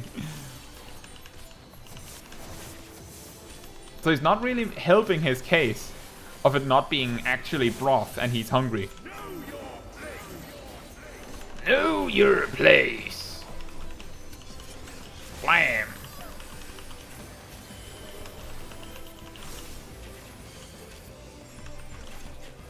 He is the Red Mage Limit Break 3.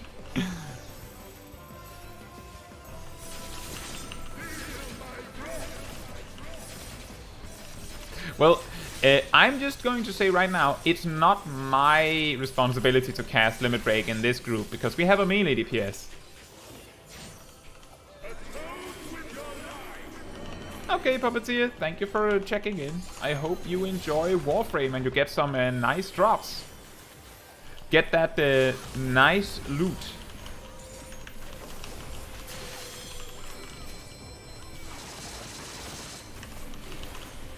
I think someone else, I think the machinist sniped the limit break there. Oh well.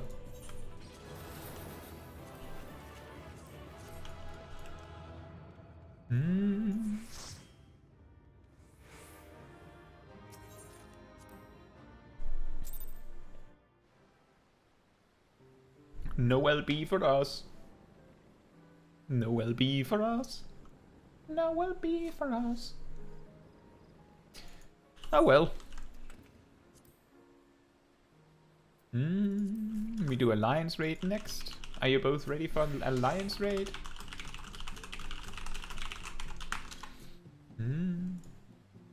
That's the thing, is that if you plan to use limit break, there's always going to be someone else who planned it more.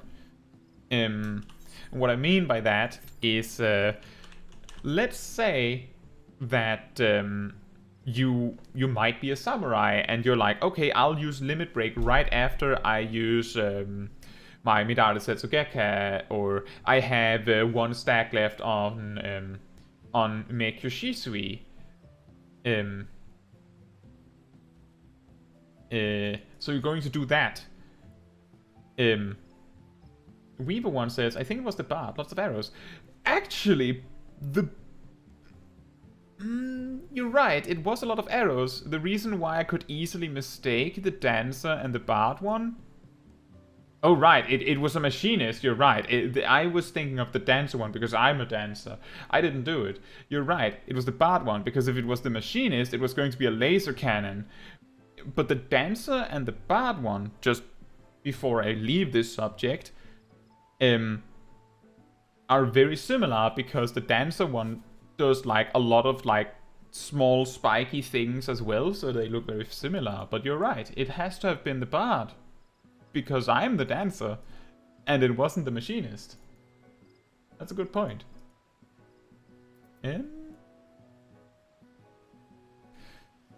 What was I talking about? Right. You might have planned exactly when you're going to use your melee limit break. But if you have randoms in your group, especially like DPS randoms, they might have planned to use the limit break too. And some of them see that limit break 3 is available, and if the melee isn't using it immediately, then they're using it. Especially if the limit break 3 becomes available when the boss is like 10% HP or less. And the reason for that is because you need to use you need to use the limit break before the boss is so close to death that some of the damage goes to waste. Oh, you have never seen the dance limit break? Oh, do you guys mind if we hop into Explorer mode and show Weaver one the dance limit break real quick? Can I do that? Do you mind?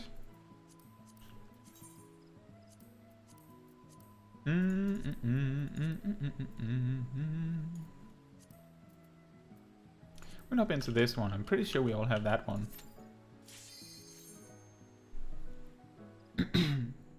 So here's a little lesson in getting a cool picture of something. I'll just run down here where there's a little bit of space.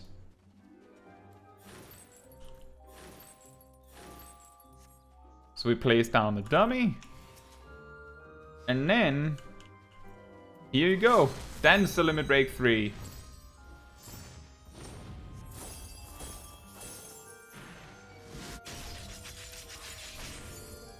So you can see, if you see the bard one immediately after, you will, and I can actually show you that one immediately after. I think. Yep. It's like mostly a color difference and a sound difference. But you're right, it's very obvious when you've just seen them back to back. Yeah, if you have ever wanted to take a cool picture of your character use a limit break, Explorer mode. Oh! Did Kayan find the Bahamut raids? Because I did promise that we would look into that, and then I just didn't.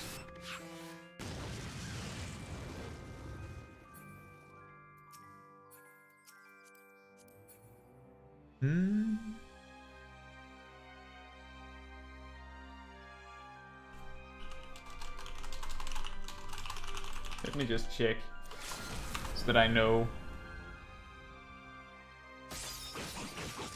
Unlock. You need to have done Bowl Embers, Howling Iron, Naval Heart. And then you talk to Urianje for the Primal Awakening in the Waking Sand. See, I think we told Kayan where it was, at least. I hope they found it. Red Mage limit break 3. Are you sure you want this?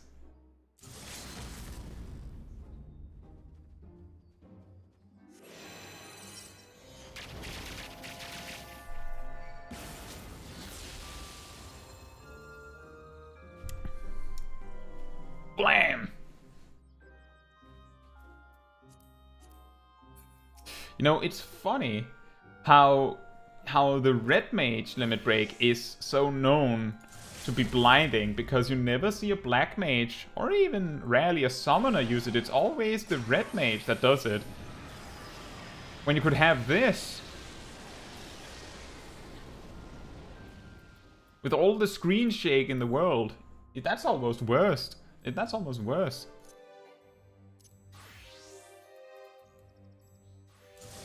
And then the Summoner one is really weird.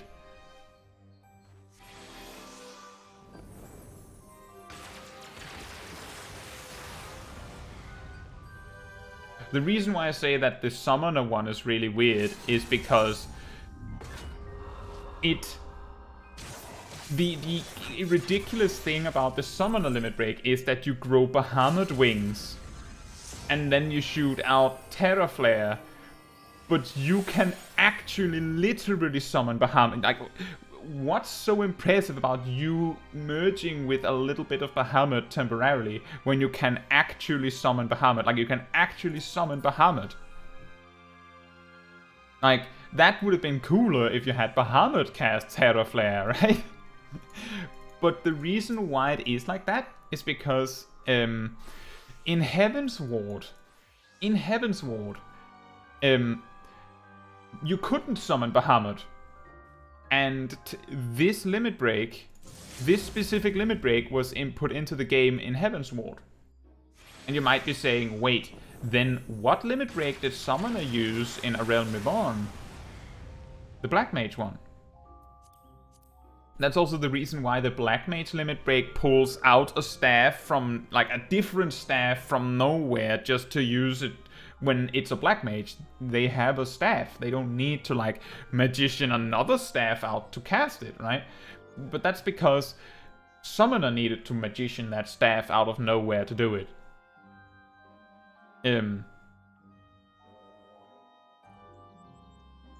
Two staves. Black Mage gets the power to cast Meteor by dual-wielding staves. What is better than one staff? Two staves. Now, should we get back to the roulettes?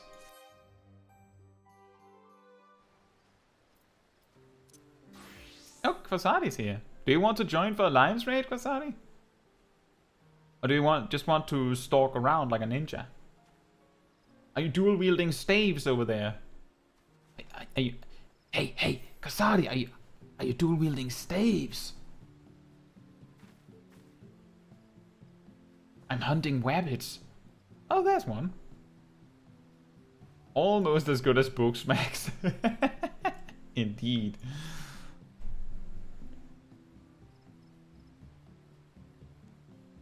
I have been doing some research on Scholar, since I'm working on Scholar guides. Turns out, you got, like, if you're not sitting down, you might need to sit down for this. I'm just going to switch to Scholar just for a moment to explain it. Ruin 1, which is 150 potency at level 38, versus Ruin 2, which is 140 potency at level 38. Your auto attacks do something equivalent to 19 potency per 2.5 seconds at level 50, and it's even more at level 38.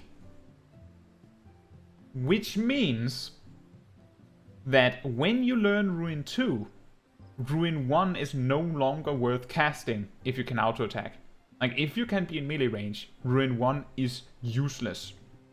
And it is never useful again, because it's going to be replaced by Art of War, and then replaced by Royal. The only time Ruin 1 is good, once you learn Ruin 2, is if you have to stand at range and also you can cast. Like, you have to stand away from the boss, but you're safe to stand still. Coco says, I have a standing desk. 1 second, let me stand up. You're supposed to sit down.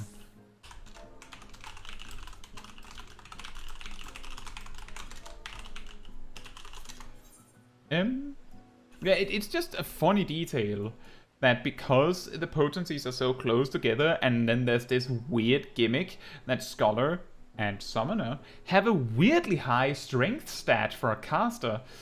It is actually not worth using Ruin 1. Because auto-attacking is good. Or, as Lyngstar said it, book smacks. Because book smacks are good.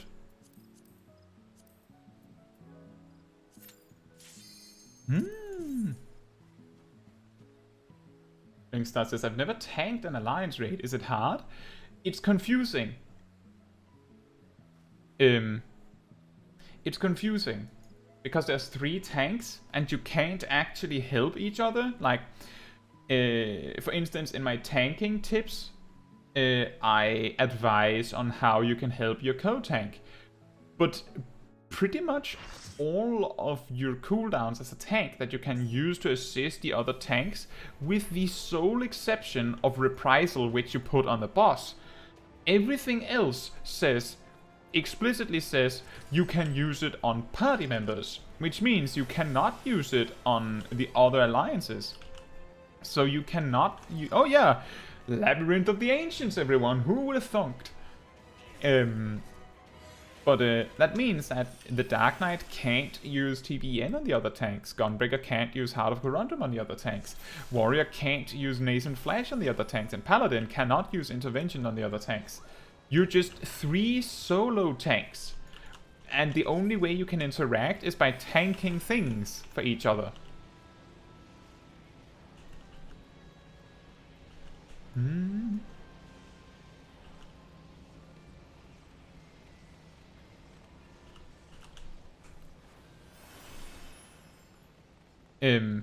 So yeah, it's awkward to tank in an alliance raid. The best you can do in an alliance raid is if an encounter only requires 1 tank. If the alliance raid only requires, like, if an encounter only requires 1 tank, and one of the other tanks are willing to do it, just turn off your tank stance for a bit and let them get a lead so it doesn't, like, swap around. And why is the Catboy... No, he's just... Well, I don't know why he's wearing that. I couldn't explain to you, but it's clearly not a Catboy, it is a Chocobo man. Weaver says, I thought it might be one of the near raids, given tombstones. It could have been. I think everyone in our pre-made could have had those. Ow.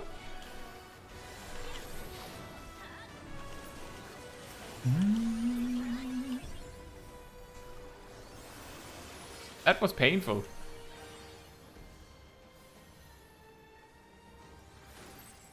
Yeah, it could have been.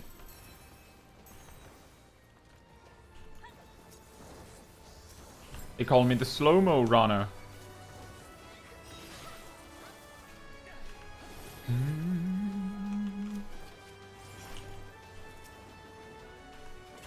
I have not turned walk on. It's a debuff.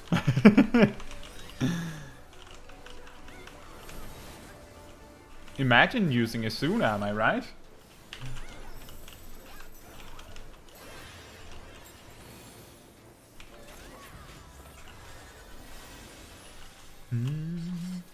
The near raids are really good. Yeah, the glamours are very nice. I believe Coco has spent many hours grinding the near raids to get some glam from it. The downside of the near raids is that, in my opinion, so if you started playing Final Fantasy XIV after the release of Endwalker, you will not have a chance to know this.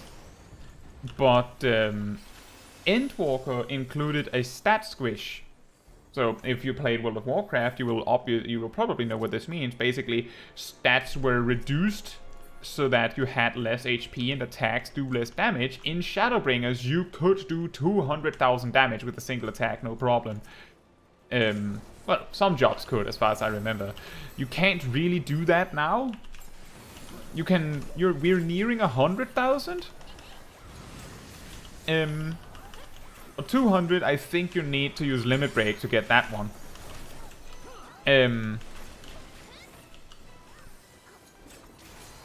But that of course means that all the old content is primarily balanced by giving you some sort of like stat boost if you're over leveled. But anything else, they've just like adjusted health pools and stuff like that and damage numbers accordingly. But in my opinion, the near rates are very heavily overtuned.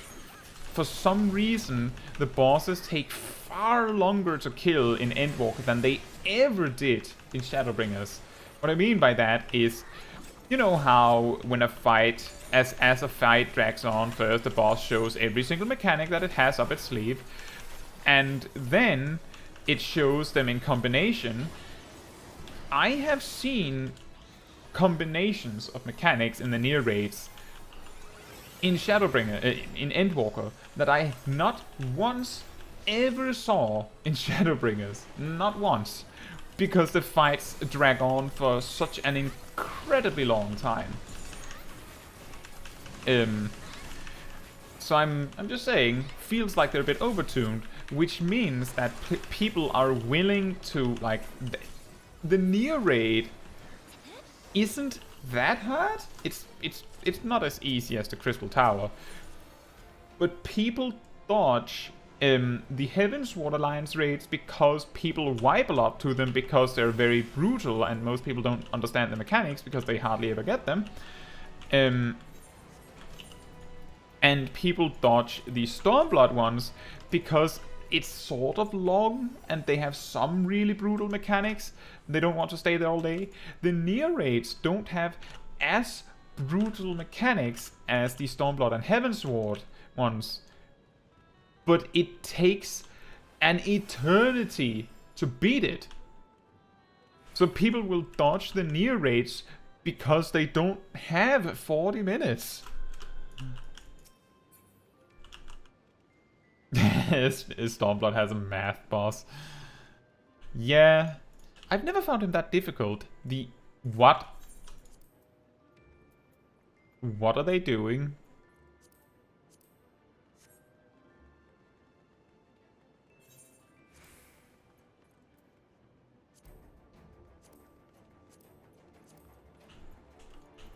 What a memer!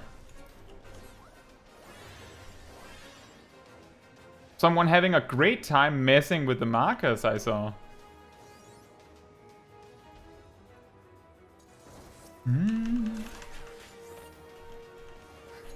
I don't mind the Ivalice raids. I don't... we need 4 on the platform. Yeah, sorry, Gilano. The ninja just suddenly realized that he couldn't be bothered. Like, he stood on it, and then suddenly he didn't stand on it anymore. Just got bored, I guess.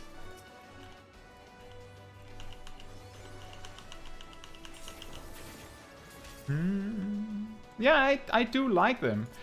Like, the thing is, I don't mind the near raids. My only gripe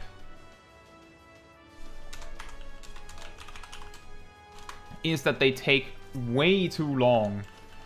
Like, if they nerfed the health on some of the bosses a little bit, it would be perfectly fine. That's the only problem I have. But that wouldn't fix the problem, and the underlying issue, the reason why we always get Crystal Tower Alliance raids is because you can dodge all of the other raids above it by just unequipping gear to push your item level so low that you're not, like, eligible for the for the higher raids. And if people don't want to see the Heavensward and Stormblood raids because they're hard, because people don't know how to do them, because people don't do them, then they will undercut the item level to dodge those. So even if the near raids are really good and people want to do them, they would rather not have the near raids than be forced to deal with the Heavensward and Stormblood raids. So like it's multiple problems, and while the near raids could be solved by a little bit of HP adjustment, in my opinion, the Stormblood and Heavensward problem is impossible to fix. As I said, people don't want to do them because they don't know the mechanics. They don't know the mechanics because they don't do them, and they don't want to do them because they don't know the mechanics. Like, it's endless cycle. You will not solve it. As long as people aren't willing to do the raids because people fail them because they don't know the mechanics, they will not learn the mechanic well enough. Like, the only solution is to make it so that you cannot cheese the queue.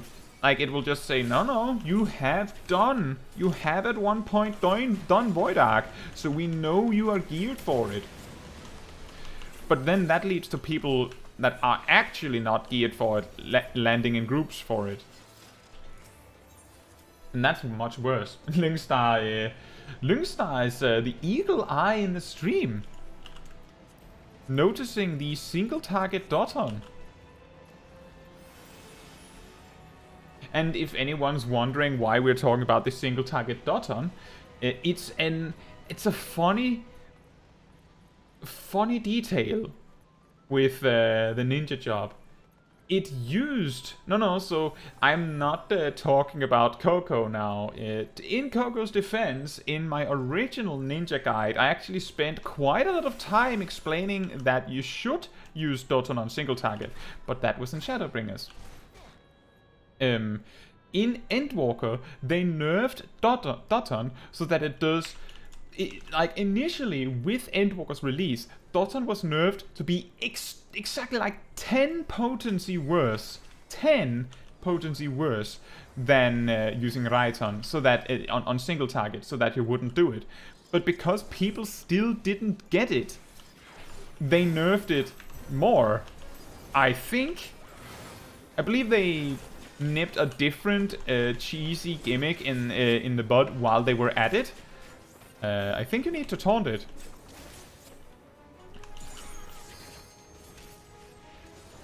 It is on you, but it's just doing mechanics for years.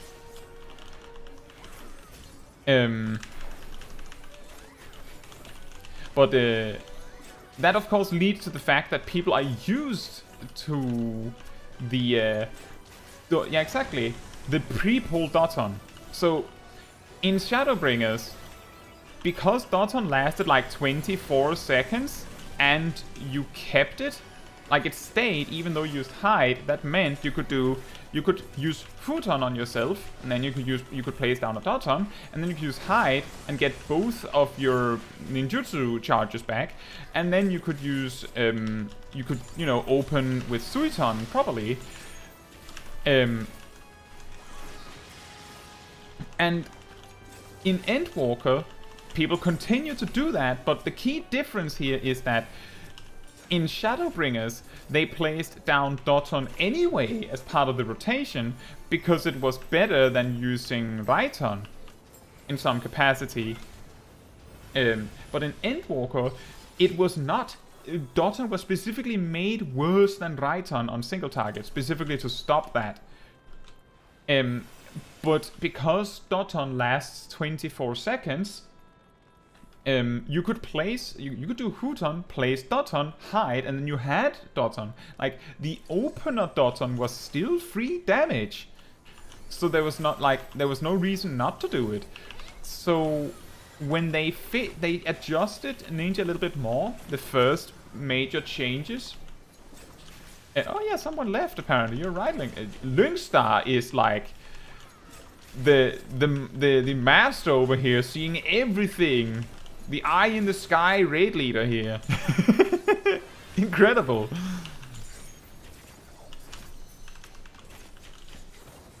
No, I'm not. It's not supposed to be a bad thing. I'm not making fun of you, Lyngstar. I'm saying that's a good eye. It's a good eye. But so people would place down the Doton, and to fix that, in the first major, like, the first major changes they did to Ninja in Endwalker was, one, they changed the way that fleeting... Oh, I'm about to die. Fleeting and... are we about to wipe? Fleeting and forked Raiju worked. Right at the beginning of Endwalker, the way that it worked was when you cast Raiton, you got... you were allowed to use forked Raiju, which was was a dash. And that then turned into Fleeting Raiju, which I believe also was a dash. So like you could do 2 of them back to back. That's also why Ninja works the way that it works in PvP, where it's 2 hits.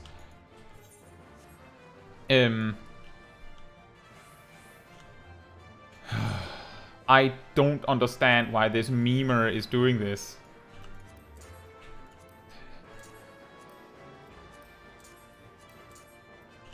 Oh man.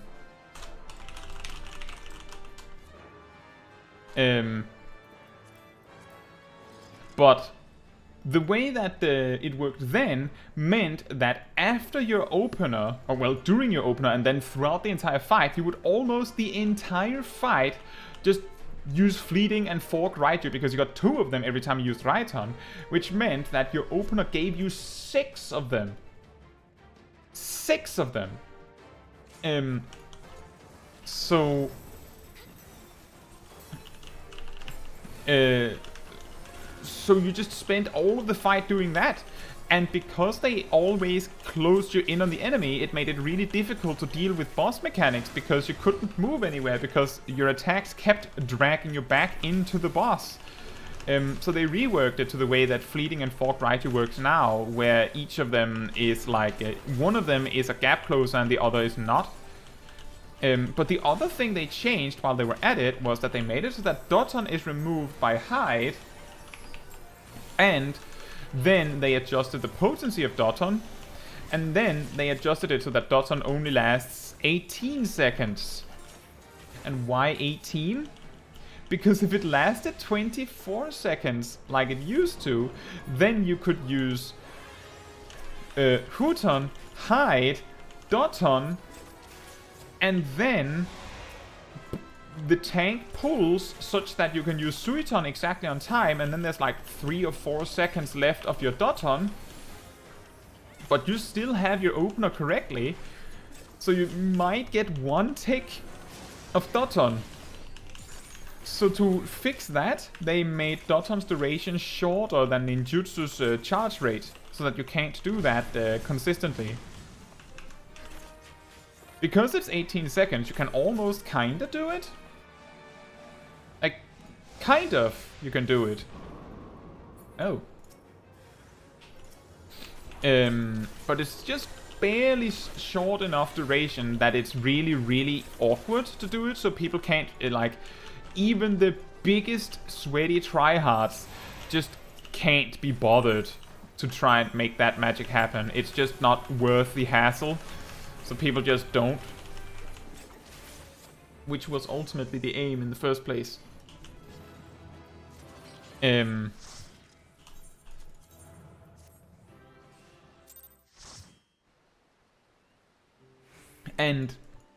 on that note, because now let's just take a look at it, because when they nerfed Doton in this way, they both, like before the rework, or before the change where they reduced Doton's duration, Doton did, I believe, 640 potency in total, and Raiton did 650, but they nerfed it more, because apparently because of the weirdness of Doton, it wasn't clear enough to players that Doton wasn't worth it on single target, so they nerfed it extra to make sure that it was clearly worse on single target.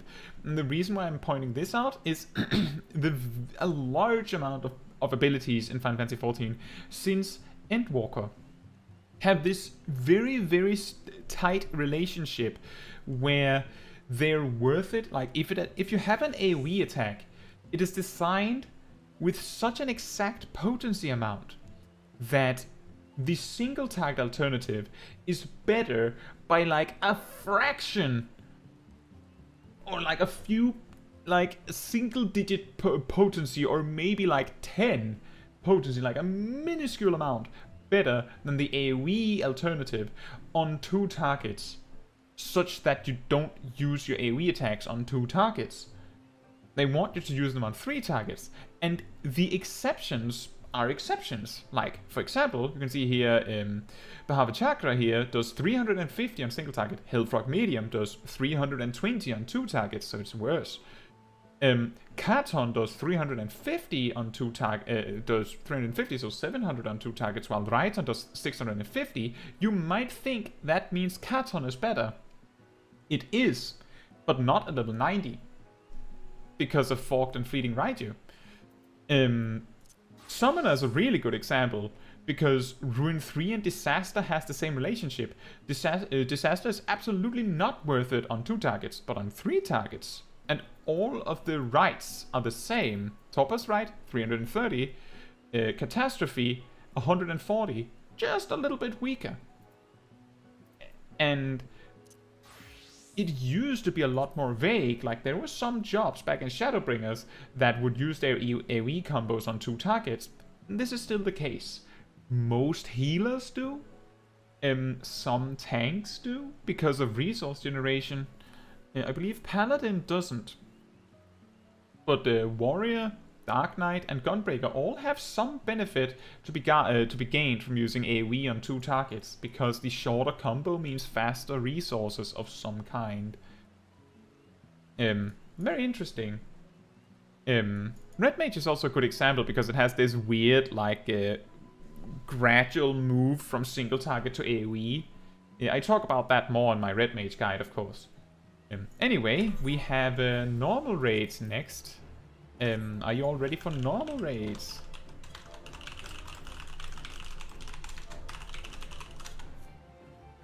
Oh, I cannot make a ready check because we're in combat.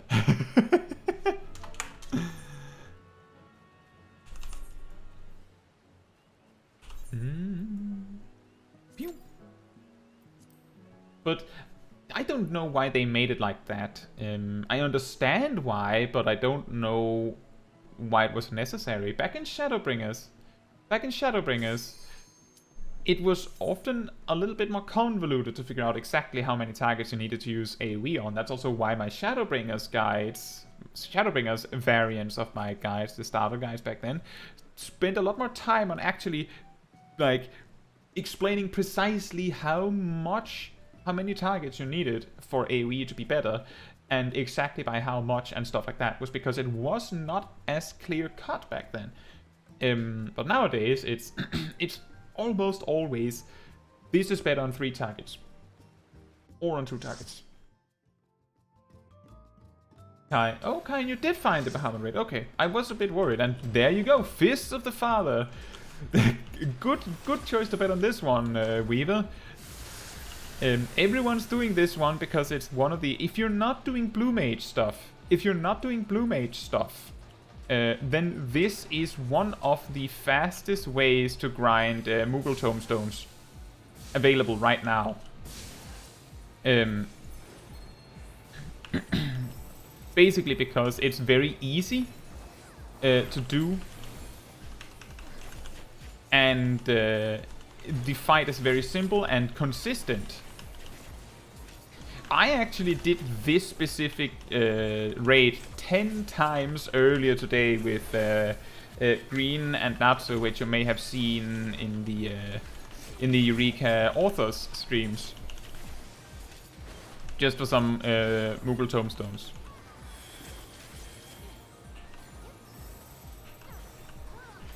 Whoops.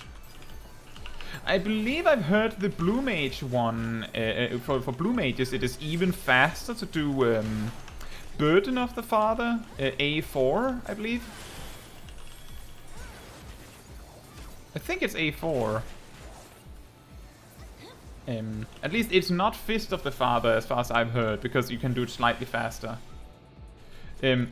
But the good thing is that if there's multiple choices, it means there's different strategies, and if there's different strategies, that means that it's not all, like, there isn't just one way to do things, which is a common problem in Final Fantasy XIV, that everything is so systematically solved that there's only one way to do things. I don't know if it's a problem, but it's a fact of Final Fantasy XIV, at the very least.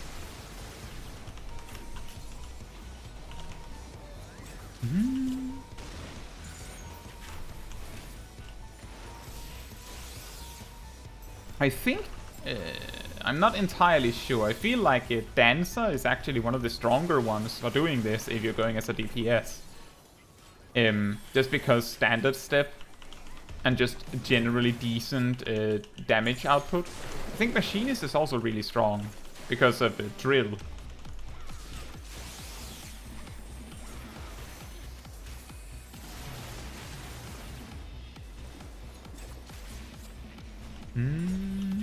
I'm going to wait a little bit with casting standard step to use it when both of the machines are up.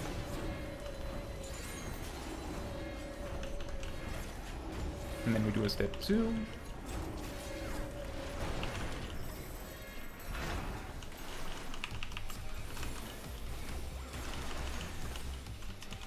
And here it also comes up, the awkwardness of the Dancer AoE is that specifically the Blood Shower is better on 2 targets, but everything else is either equal to use AoE, or it is slightly worse on 2 targets. There we go. Da-da! Very quick. Which means we have the final one left, which is a run of Euphrosyne. I know Coco can't join for that though, but Kasari and Gelano, do you want to join for Euphrosyne?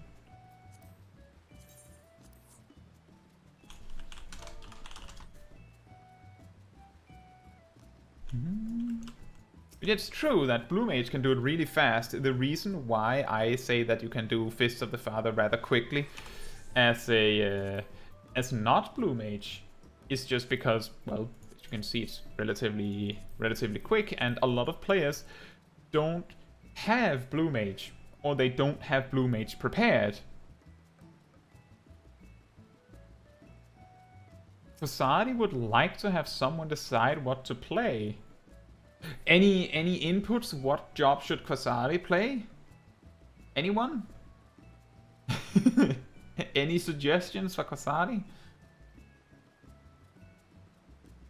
Linkstar says warrior.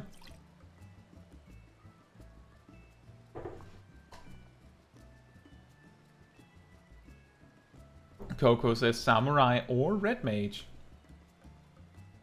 And K-Black says gunbreaker. And Kyan says black mage. So do any of those recommendations work for you, Kosari?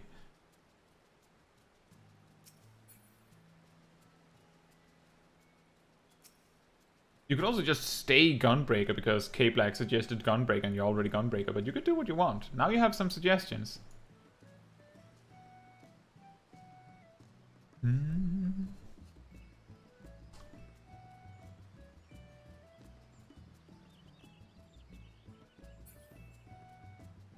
And now Linkstar suggests Summoner.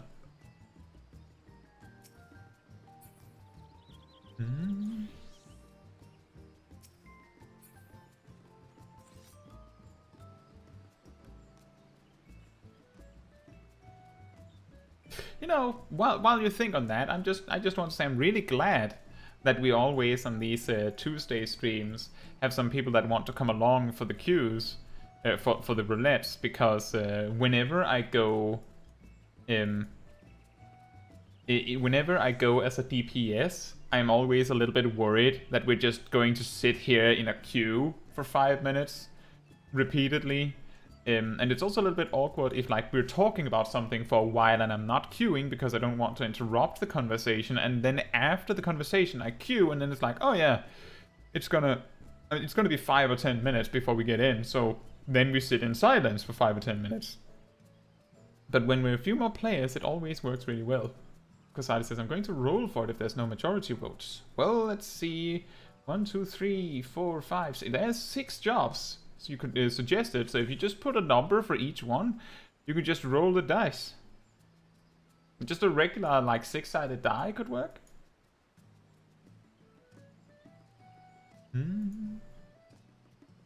Just let me know when you're ready, Kwasari.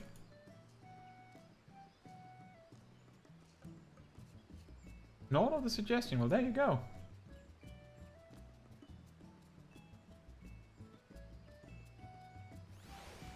Huh.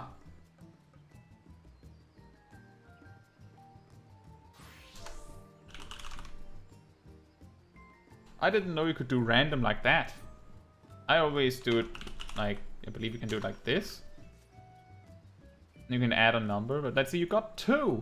Random 1, say, let me just, you can see here, it says, Sari rolled a 2. I am back.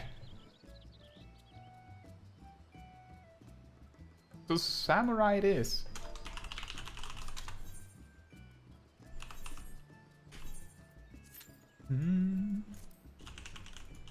Oh boy. I disappeared into the void. I disappeared into the pink void, specifically. You might be thinking that the void is black, but this void is pink. It's where I found all my 999 cherry pink dye.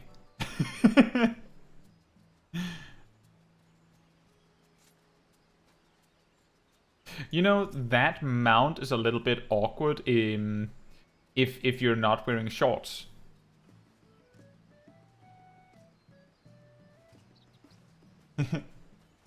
Ninja hide Doton.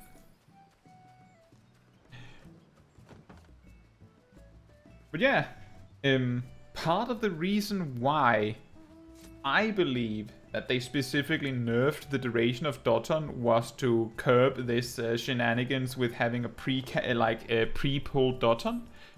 In my, I believe it's my ridiculous opener video, or it's the jank, the weird optimization video. One of the two. I talk about Doton on single target specifically, and I explain why it was good, why it isn't good now, why it probably got nerfed to not being good at all now, and also went over how you could feasibly actually still use it. You could still possibly use it. Possibly. But it's so difficult to use it that there's no point.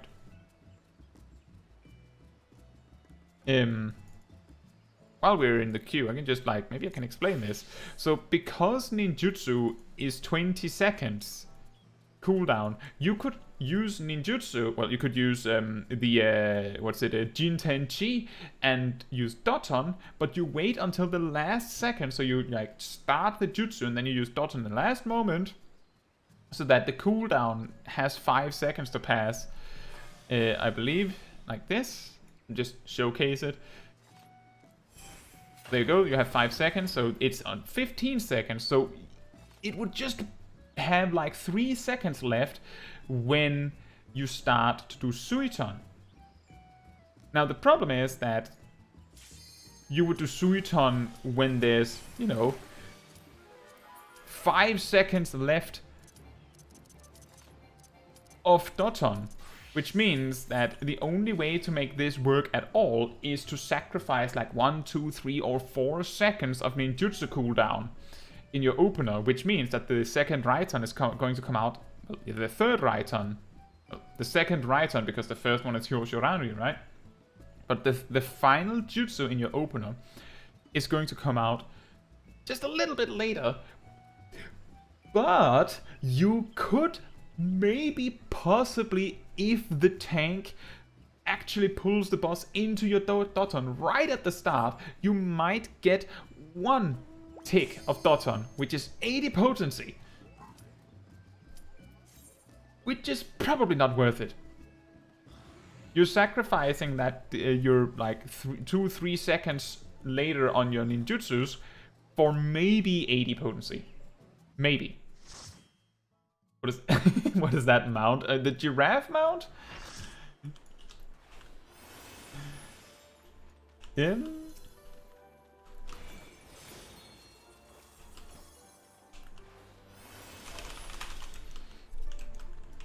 cat. Oh, I didn't see that one.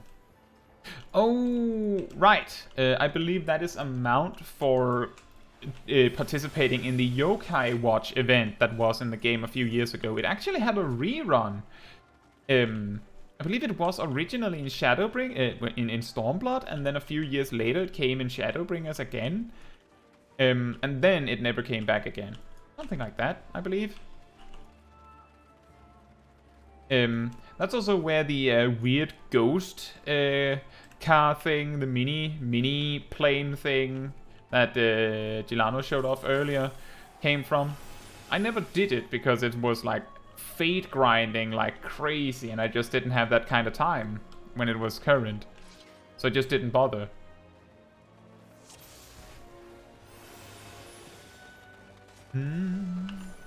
Oh, look, a cute Lalafell.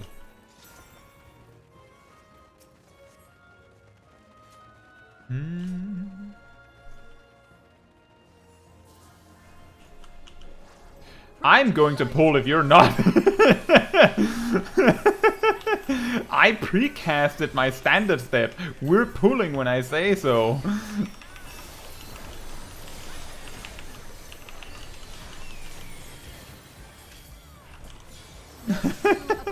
Don't away with that scaredy cat stuff. We don't have time for that. I need my opener right.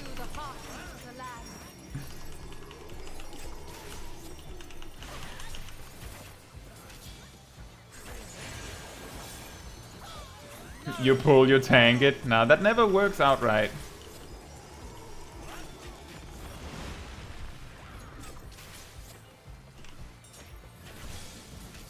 That never works out well for your team, because that just means you enter the fight with one person dead. And then the boss takes longer, and then you have to deal with mechanic combinations you might never have seen before. Also, in alliance raids, it's often the case that the tanks aren't pulling because they're trying to figure out whether the other tanks want to go. And an easy way to make them make a decision quicker is to pull for them. Then typically all one or more tanks just spring into action. Or you wipe.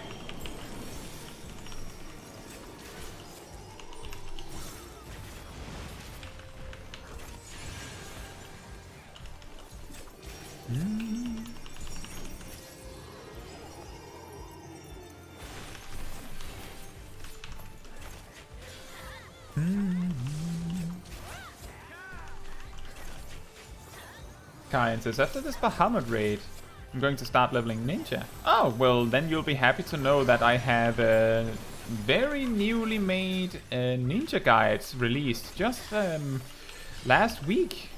Well, actually the week before that. If you need some guidance on the job.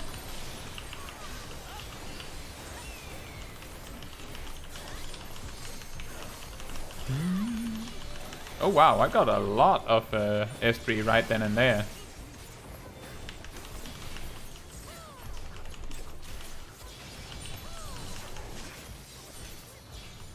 Indeed, K-Black. If you're going to pull for me, at least bring it in. Bring it in so it's easier to deal with.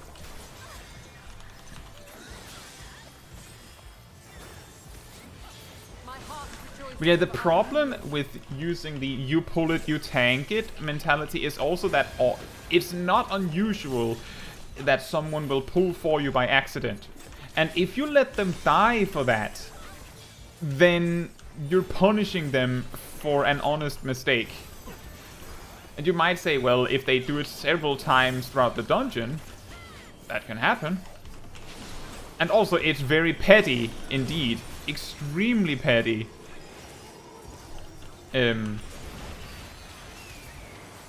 Exactly, drag it over the tank. I actually talk about this in my Tank Basics 6 tips that I released a little while back. that if you let the person that pulled tank the thing, then they're going to die. And then the mobs are going to go for you, the healer, or the remaining DPS. Or who, like, it's going to kill whoever pulled it. That is almost guaranteed. And then it's going to go for the rest of the party. So you're going to have to deal with this pull anyway. You have to deal with it. The only choice you have in the matter is, do you want to do it with 3 players alive or 4 players alive? That's the only choice you have. And usually the answer is you'd want to have 4 players if you had to choose. So there's no reason to get smart about it and let the person who pulled die, because it's better to let them stay alive so they're there to deal with the problem they've caused, right? You pulled this, now fix it. Kill the mobs you pulled. Be strong for what awaits. Lingstar says, why is my patron god the final boss of the dungeon? Because they wanted to make an epic Eurovision song, and they found it was most fitting with her.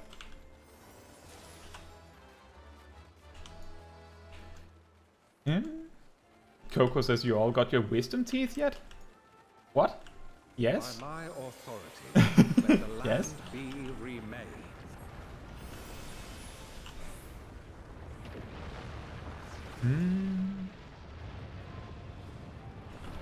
Yeah, there's basically there's no reason to use the you pull it, you tank it mentality, because ultimately it's only going to hurt yourself. That's my opinion anyway. And I know some people are very, very hard, like strongly in the exact opposite camp on that. But you have your right to be petty. You can be petty if you want to. It's not going to win you friends. You're right, I should have used limit break, but now the mobs are dead. Linkstar, the limit break sniper. I suppose we'll use it on the 3 mobs coming up here.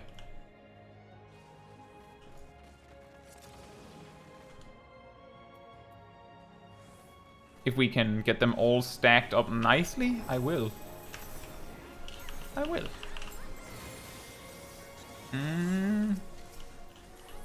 That is a difficult one. I hope it lands on all 3. I don't think it does. Nope, that was 2.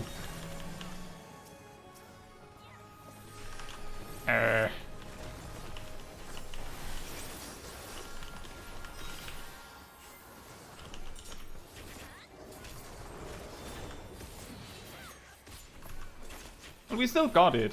The important thing to consider in alliance mages, I think I talked about this on the last Duty Roulette stream as well, is when you pull a raid boss,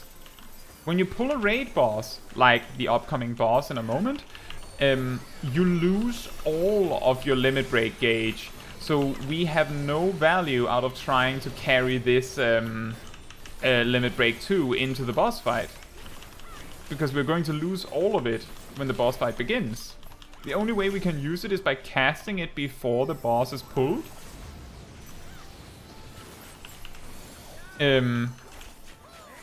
So, and that's a little awkward. If you did Praetorium, you know, MSQ Roulette before the rework. Wait, did a tank die? If you did Praetorium before the rework, you may remember that often a ranged physical DPS would use limit break on Nero, like into the room before the pull. The reason why you do that is because it was a limit break that could reach Nero without pulling the boss, which meant that you could open the fight with limit break 2, which you wouldn't be able to do otherwise.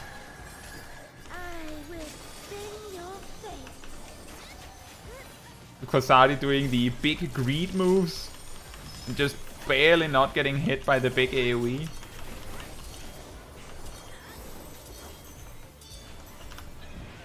Linkstar says, who's that? Who's who? Nero?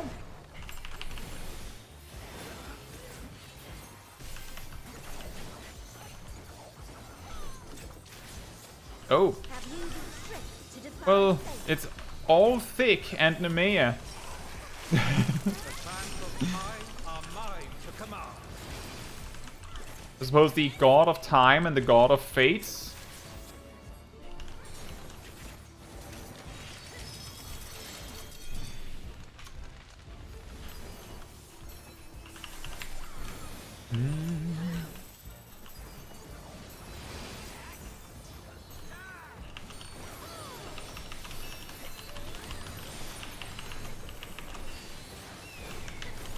I shall measure your work. And another one. It's insane how much Esprit I get during the burst. I'm just sitting at a full bar and can't really spend it. Really awkward. Surrender to my power.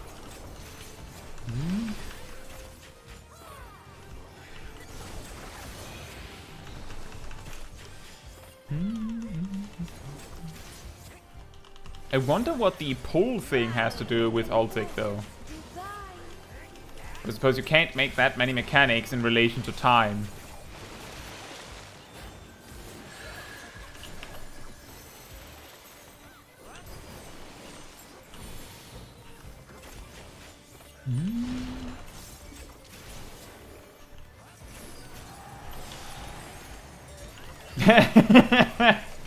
Linkstar says, a black mage that can move. Or rather, a black mage can move.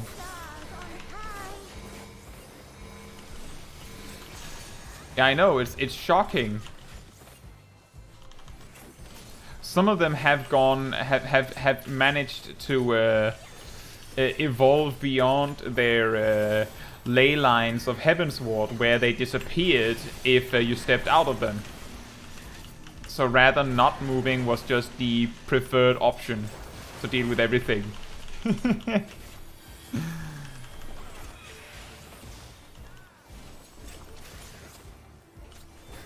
Like, if you ever have wanted to figure out how good we have it in Endwalker with how simple the jobs are to play, just take a gander at either some of my job history guides or job history videos that I've released recently, or jump into the Wayback Machine and take a look at how some of the actions worked. It's absolutely crazy. Weaver says, I like those a lot. The history videos? Why are there 3 of them? Because we need black mages. Ow. I'm glad to hear that, Weaver. I am working on more, and there's another one coming this week.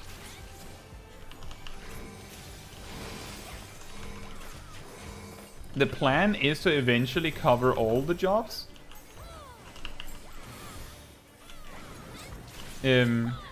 Which of course means that I might not need to make a history video on Reaper and Sage, I suppose. That might be a little much, don't you think?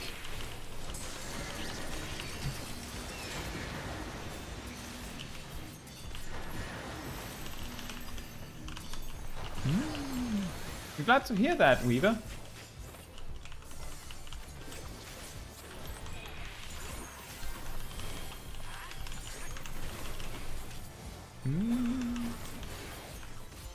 It is funny how the alliance raids are just like, if you need a sign that alliance raid groups are just randomly mashed together, like they just grab one random tank and two random healers and 5 random DPS for each group. You need to look no further than how often you will find, how often I have been in groups where one alliance is 2 white mages, second alliance is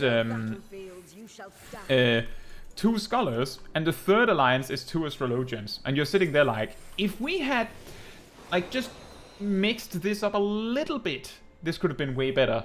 But because it's specifically distributed in this way, it is the worst possible solution. For my alliance, in this case, the matchmaking, if it had the ability to like optimize anything, it would have had a hard time doing anything with my group, because I brought a samurai and a bard with me, right?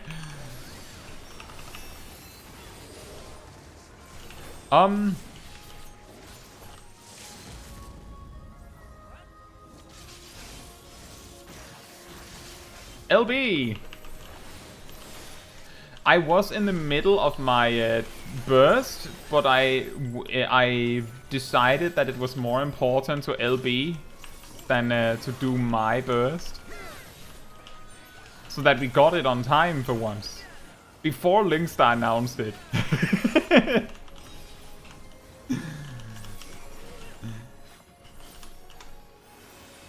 Summon your courage and press on. Oh yeah, there are 5 samurai. Our raid team does not have a lot of job representation. At least not in the DPS department. We also have 2 paladins. We could have had the glory that would be an alliance raid that was just 5 samurai. We could have had that. We could have had this, but we just didn't.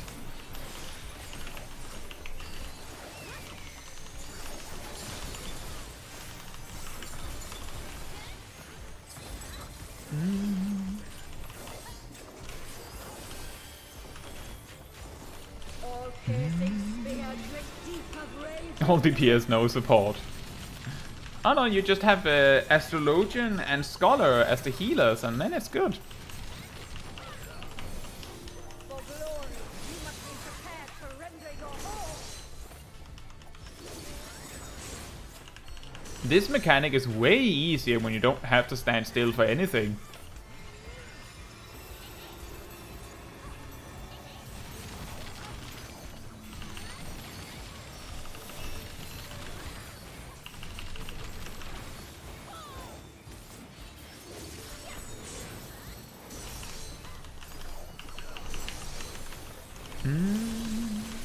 I say that, and then I have to go full mega focus to get it right, because I'm doing my big burst rotation while dealing with the mechanic.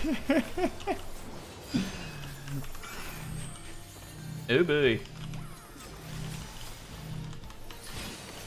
Oh, we have a tank buster death. You must do better than that against me.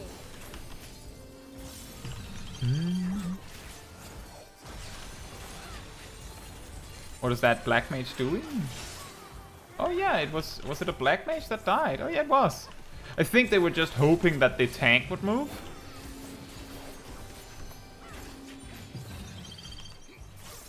Sometimes it gets very confusing in alliance raids like this.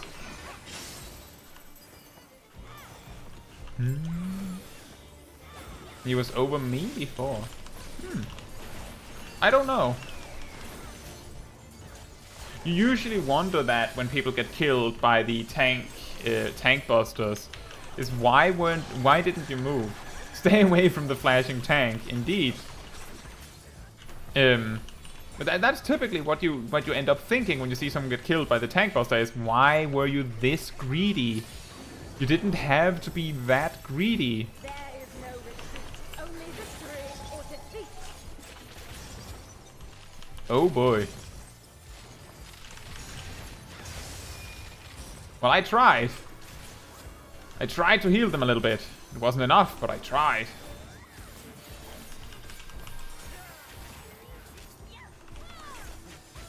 Coco says, I've had tanks run into me with tank busters many, many times. Yeah, the thing is, the reason why it gets so confusing is because you're going to be in a situation where the tanks are trying to get away from everyone. and they can't get away from everyone. But at the same time, you're trying to get away from them. So they end up in this situation where they don't know what they have to do. They don't know who's moving away from them. They don't, like, if there's multiple AoEs happening at the same time as the tank buster, they also have to consider that.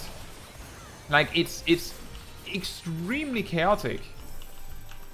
So it's understandable that it sometimes gets complicated in those situations.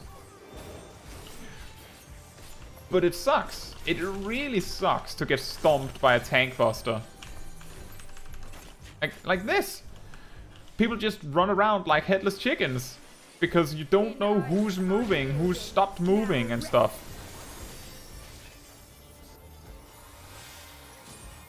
Mine is the Egypt.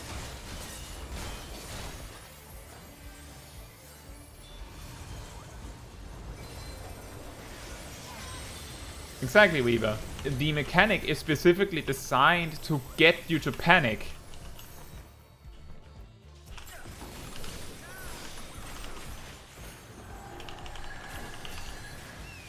Would that our class Sam in the front. Well, Kosari was standing there channeling because they were charging their meditate for free damage. I think Kosari managed to get back into the safety of the group in time. Oh boy.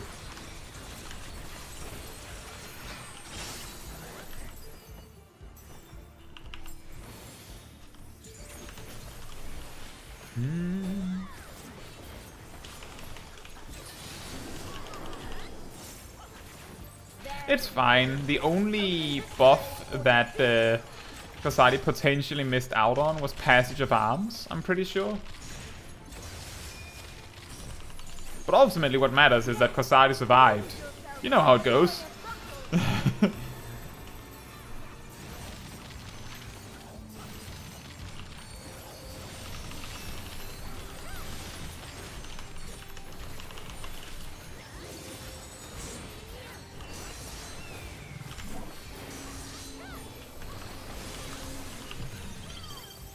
Yeah.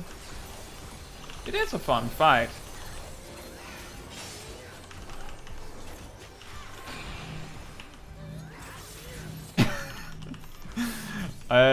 The astrologian in our party said, "Go, go, gadget, epic overhealing." That is an interesting way to put it.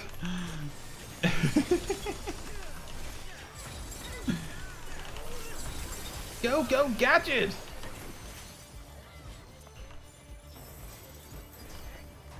What is that mechanic called? Which one?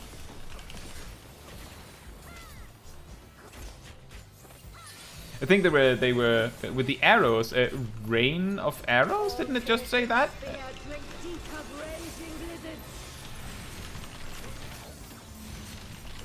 I think it was rain of arrows. For glory, you must be prepared to render your all.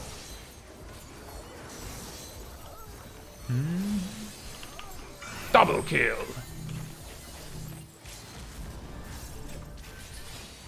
But it is a fun fight. Ah! The limit break 3! Right at the last moment. Sniped. Yoop. And yoop.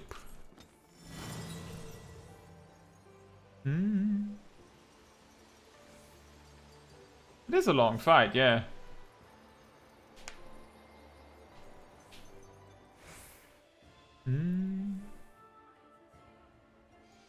Coco said, during Copied Factory, I was just standing there casting my silly little spells, then a tank runs past me and boom! Well, I think in Copied Factory there's also like, on Engels, there's like a chase AoE that kills you.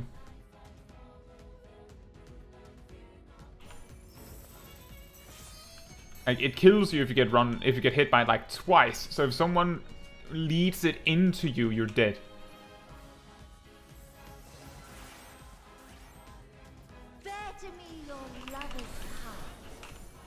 Well, this time it wasn't me. I was going to let it slide if someone wasn't ready. Like, I'm not going to be the one that skips the cutscenes for anyone.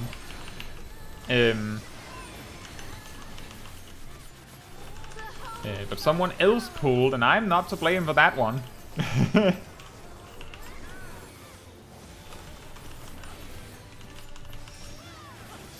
Oh, look! Ground markers. I sure wonder exactly where the AoE is going to land, guys. Oh, look! Incredible! Wow! Lest you worry, 'tis naught I cannot handle.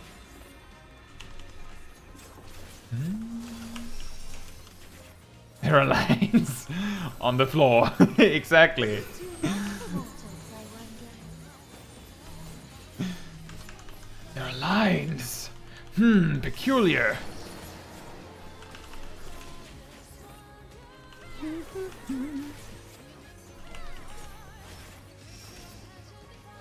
Prepare yourself. You know, Lynx, I think a lot of people specifically preferred the first boss in this raid on account of yes. You know.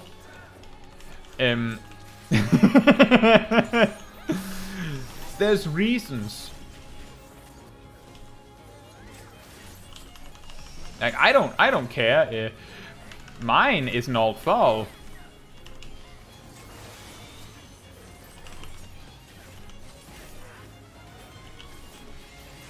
I'll go for the balance. You see, I was destined all the way back in Stormblood to be one of those that specialize in mastering all of the openers. That is the saddest Starfall dance ever. The boss just left as I cast it. And the joke there is, of course, that the community called The Balance is known to like house all of the optimal openers and rotations and stuff like that. And may or may not be related to a reference to Northfall. Yeah, exactly, Coco, because of her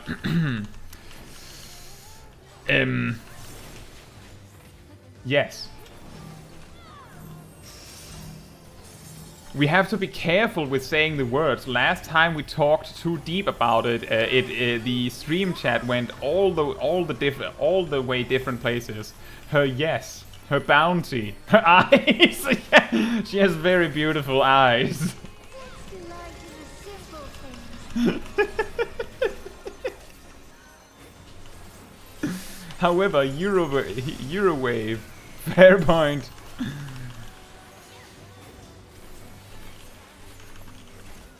Big, beautiful eyes, indeed.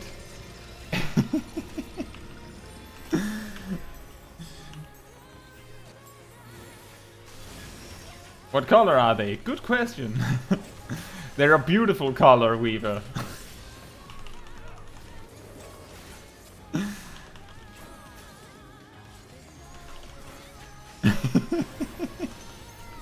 The best color.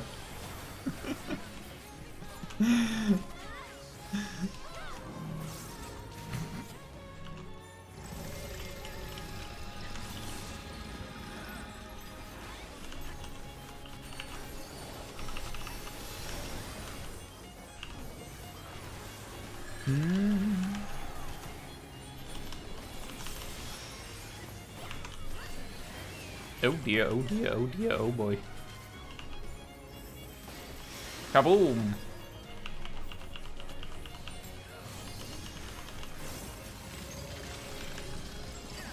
Whoop! Small slide.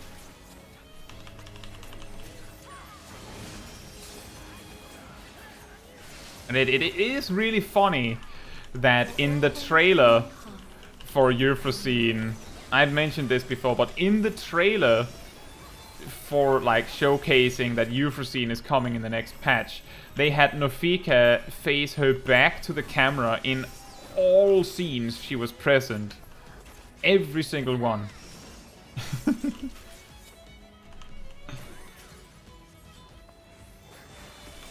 Coco says, this is making me want to listen to Euphoria. Oh, that is a good song.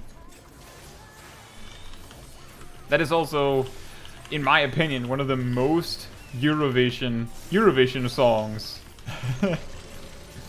If that makes any sense.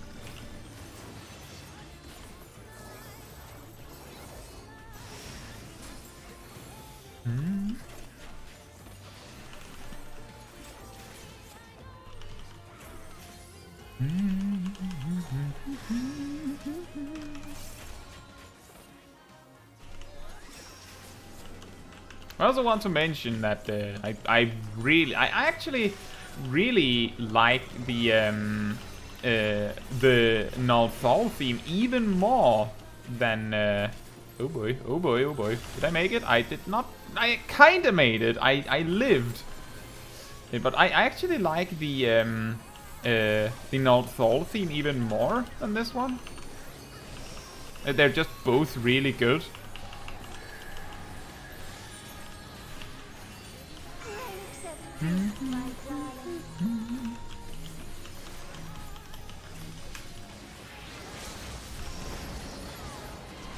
And the blade dance.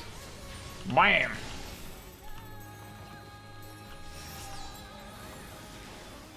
Thingstar says, what is the group up mechanic? Do you mean the stack marker?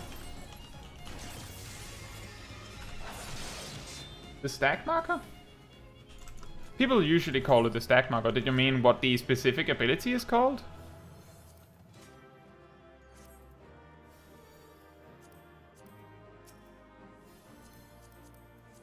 It's usually called a stack marker.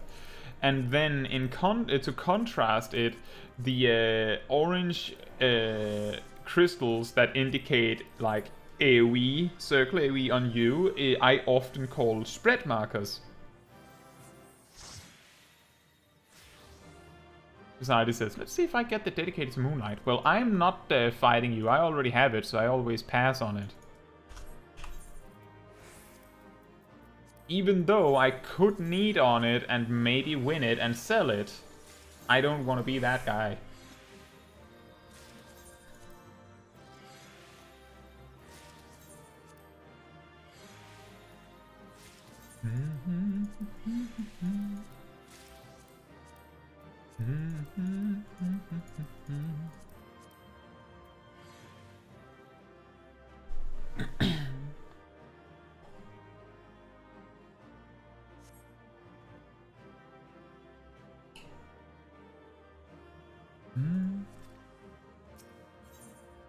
What did the person that won it roll?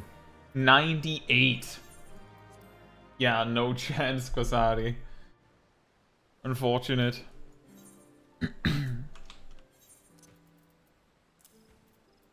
Thingstar says, I got a 98 and lost on a minion.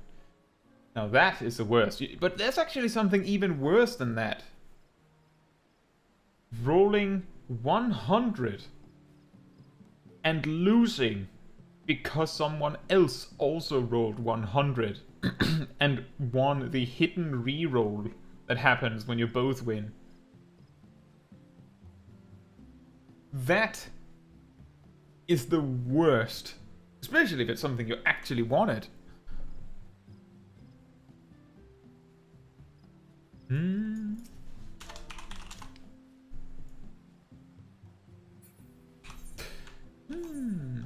Well, that was all of the roulettes that I had planned to do.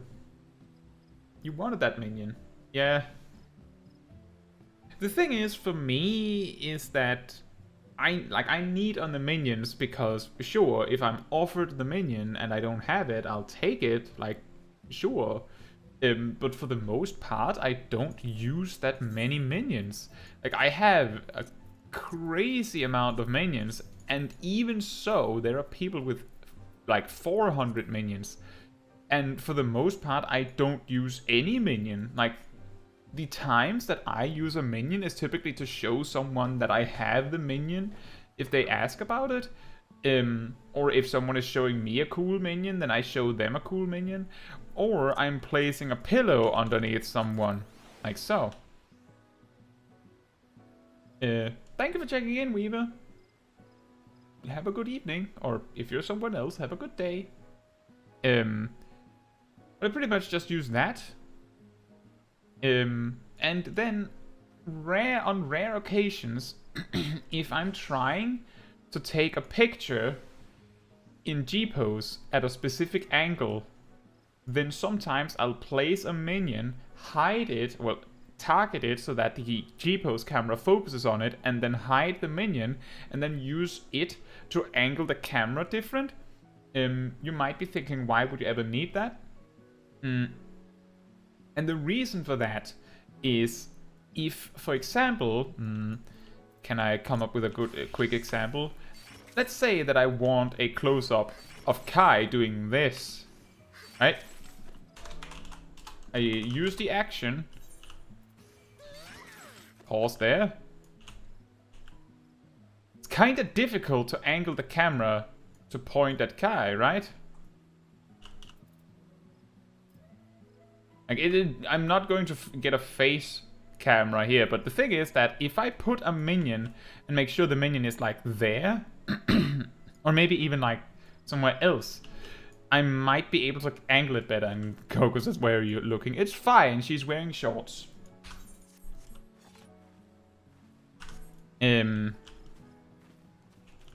But that's something you can do. That is a little G-pose trick. Place a minion that you can target somewhere on the ground so you can like focus the camera there.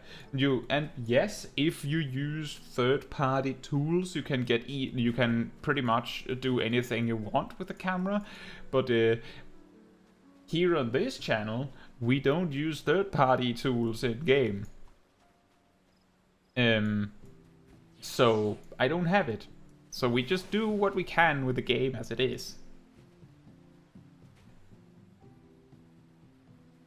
Linkstar says, I mainly use wind-up missile. And yes, that is an Ellison. That is Gilano. I believe Gilano was the one that suggested you should choose Ellison when you asked about, when you talked about Fantasia last week.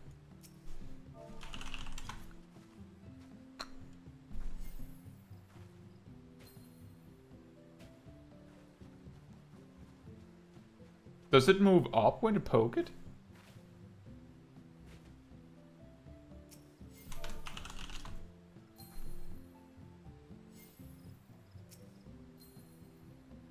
Does it move up when you poke it? Is it only when you poke it?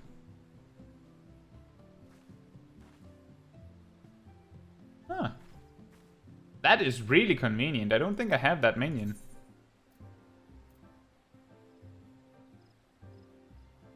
That is really, really interesting.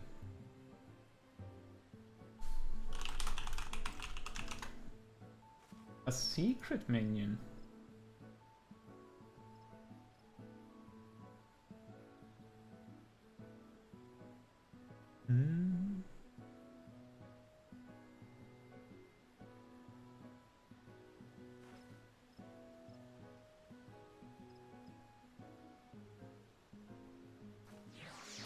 It requires you to have a high elixir and an elixir to use them. Interesting. I am very small, Linkstar. I'm guessing they are also supposed to be used as a light source. Not that it's that important now that you have G-pose to use to get all the light that you need, but they do seem to give a pretty strong light source as a side effect of just existing.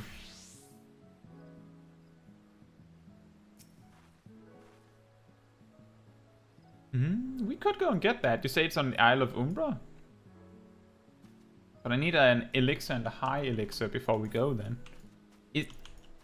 I seem to recall that there's something like it. How special is it? Is it just a secret NPC there, or is it also specific time and stuff?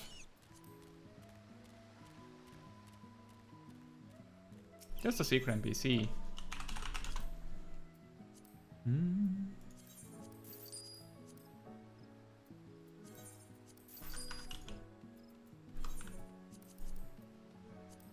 I'll just teleport there to give Coco the opportunity to teleport with also. You need a high elixir and an elixir.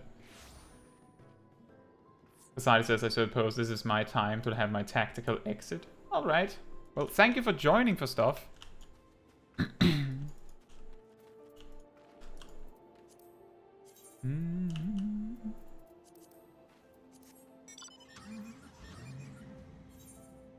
We could have gone to Aleport in retrospect.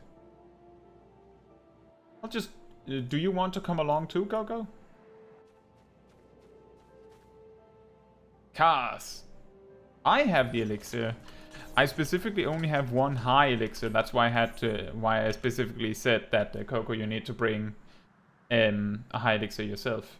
Thinks that says cars in a fantasy game. Well, the thing is that this is a mount from a collaboration with Final Fantasy XV. But it's really funny that people always focus on the car in a fantasy game. Is it Guardian? No, it's not. I think it's just a car, because Final Fantasy XV is in modern times, I believe. But people focus on the car, but forget the fact that all this time we literally have stuff like let me just stop for a second to find it, like the Falcon, what's it called, the Mana Cutter, you know, actual literal airplanes and robots that turn into airplanes, but the car is the weird one, right? I'm not saying that you're weird for thinking about it. I'm just saying that it is weird that people think about it like that. It is a car.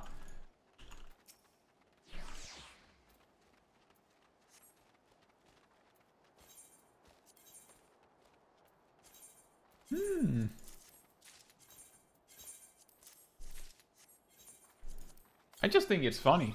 The only reason why I went out of my way to get it is because when it was available in game to get, it was the easiest to get 4-seater mount. That was Gilano's secret of Adridel's secret of the week. Excellent. I'm looking forward to many more secrets of the week in the future.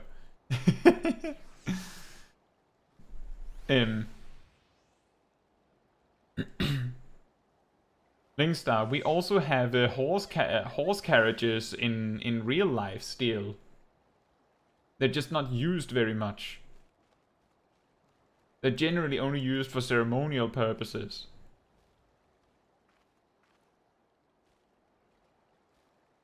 I think the best way to look at it is that the reason why we don't have that in Final Fantasy XIV that there are not a lot of cars is because they're really expensive to make.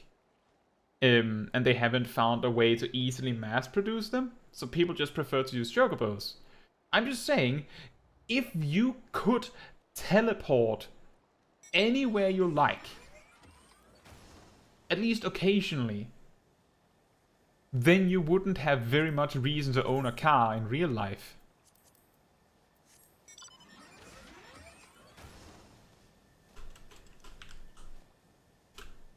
So it's complicated. It's very complicated. I just think it's funny. As I said, the reason why I got the car in the first place was specifically because it was the easiest to get, and I believe there were only 2 at the time. Like, when that car was put into the game, there was 2 4-seater mounts in the game. One of them was the one that I was using. The other one was from the current Savage raid. So, you know, the difficulty was difficulty difference was pretty big. Then later, they have added more. They've added some to the store. And then they've added an 8-seater mount, which I also have, by the way. Dingstar says, what mount is that? This is Gabriel Mark III. It is actually a mount that you can buy in-game. It's tradable on the market, but the reason I have it is because when I was grinding Boscia stuff for relic weapons, I have all of them, I got not one, but 2 of them. So I used one myself and gave the other to Moss in my free company. And they're worth millions, by the way. It's the kind of mount that, unless you are super rich, you don't have this. Like, either you have it because it's dropped for you, or you got it as a gift. In most cases, you will not have bought this. And yeah, the math bot is also a mount. Coco says cars use gas. Do you see any gas stations in Final Fantasy XIV? I mean, I think Guardians kind of have it with their ceruleum, right?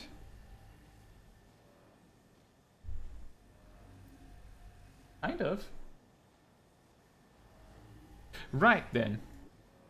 We have technology. Indeed. We have lots of technology. Now,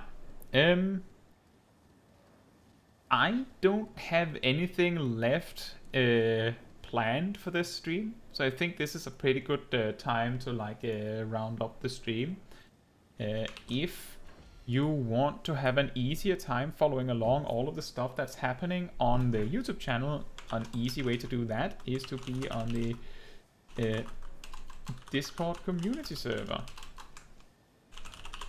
where you will be able to find the weekly schedule, and you will be able to find every time I post a new video or plan a stream or whatever, there will be a post there, and you can opt in to get tagged when stuff is happening if you like. Of course, entirely optional. Typically, the YouTube algorithm is good enough to tell you when I do stuff. There's also tons of cool people you can talk to, like Aridel and Coco. Second, if you liked the stream, you could consider giving it a like, clicking that thumbs up button so that YouTube also knows that it was an awesome stream. But I don't have anything else than that. The next few days, we're going to see... I'm going to release a starter dancer guide and a high-level dancer guide one day apart, where the starter guide is intended for level 60 specifically, teaches you all of the basics, so if you're new to the job, there's that. And then the high-level guide teaches everything from level 61 and up, so it assumes you watched the starter guide and then goes on to explain everything. And then at level 90, it also explains how to play the job at max level. So if you're new to the job, or if you're even our max level, you might find it useful. And then, of course, on Friday, we're jumping into the history of the Summoner. And then on Saturday, we're continuing Rewind Replay, where we're continuing the Endwalker story, where we're doing the notorious In From the Cold quest. And the second dungeon, hopefully. But I think that's everything. Booksmacks. Indeed, Booksmacks. Thank you guys for the likes. Thank you. Yep, I think that's everything. Yeah, should we get down on the ground real quick so that we can wave goodbye to the people?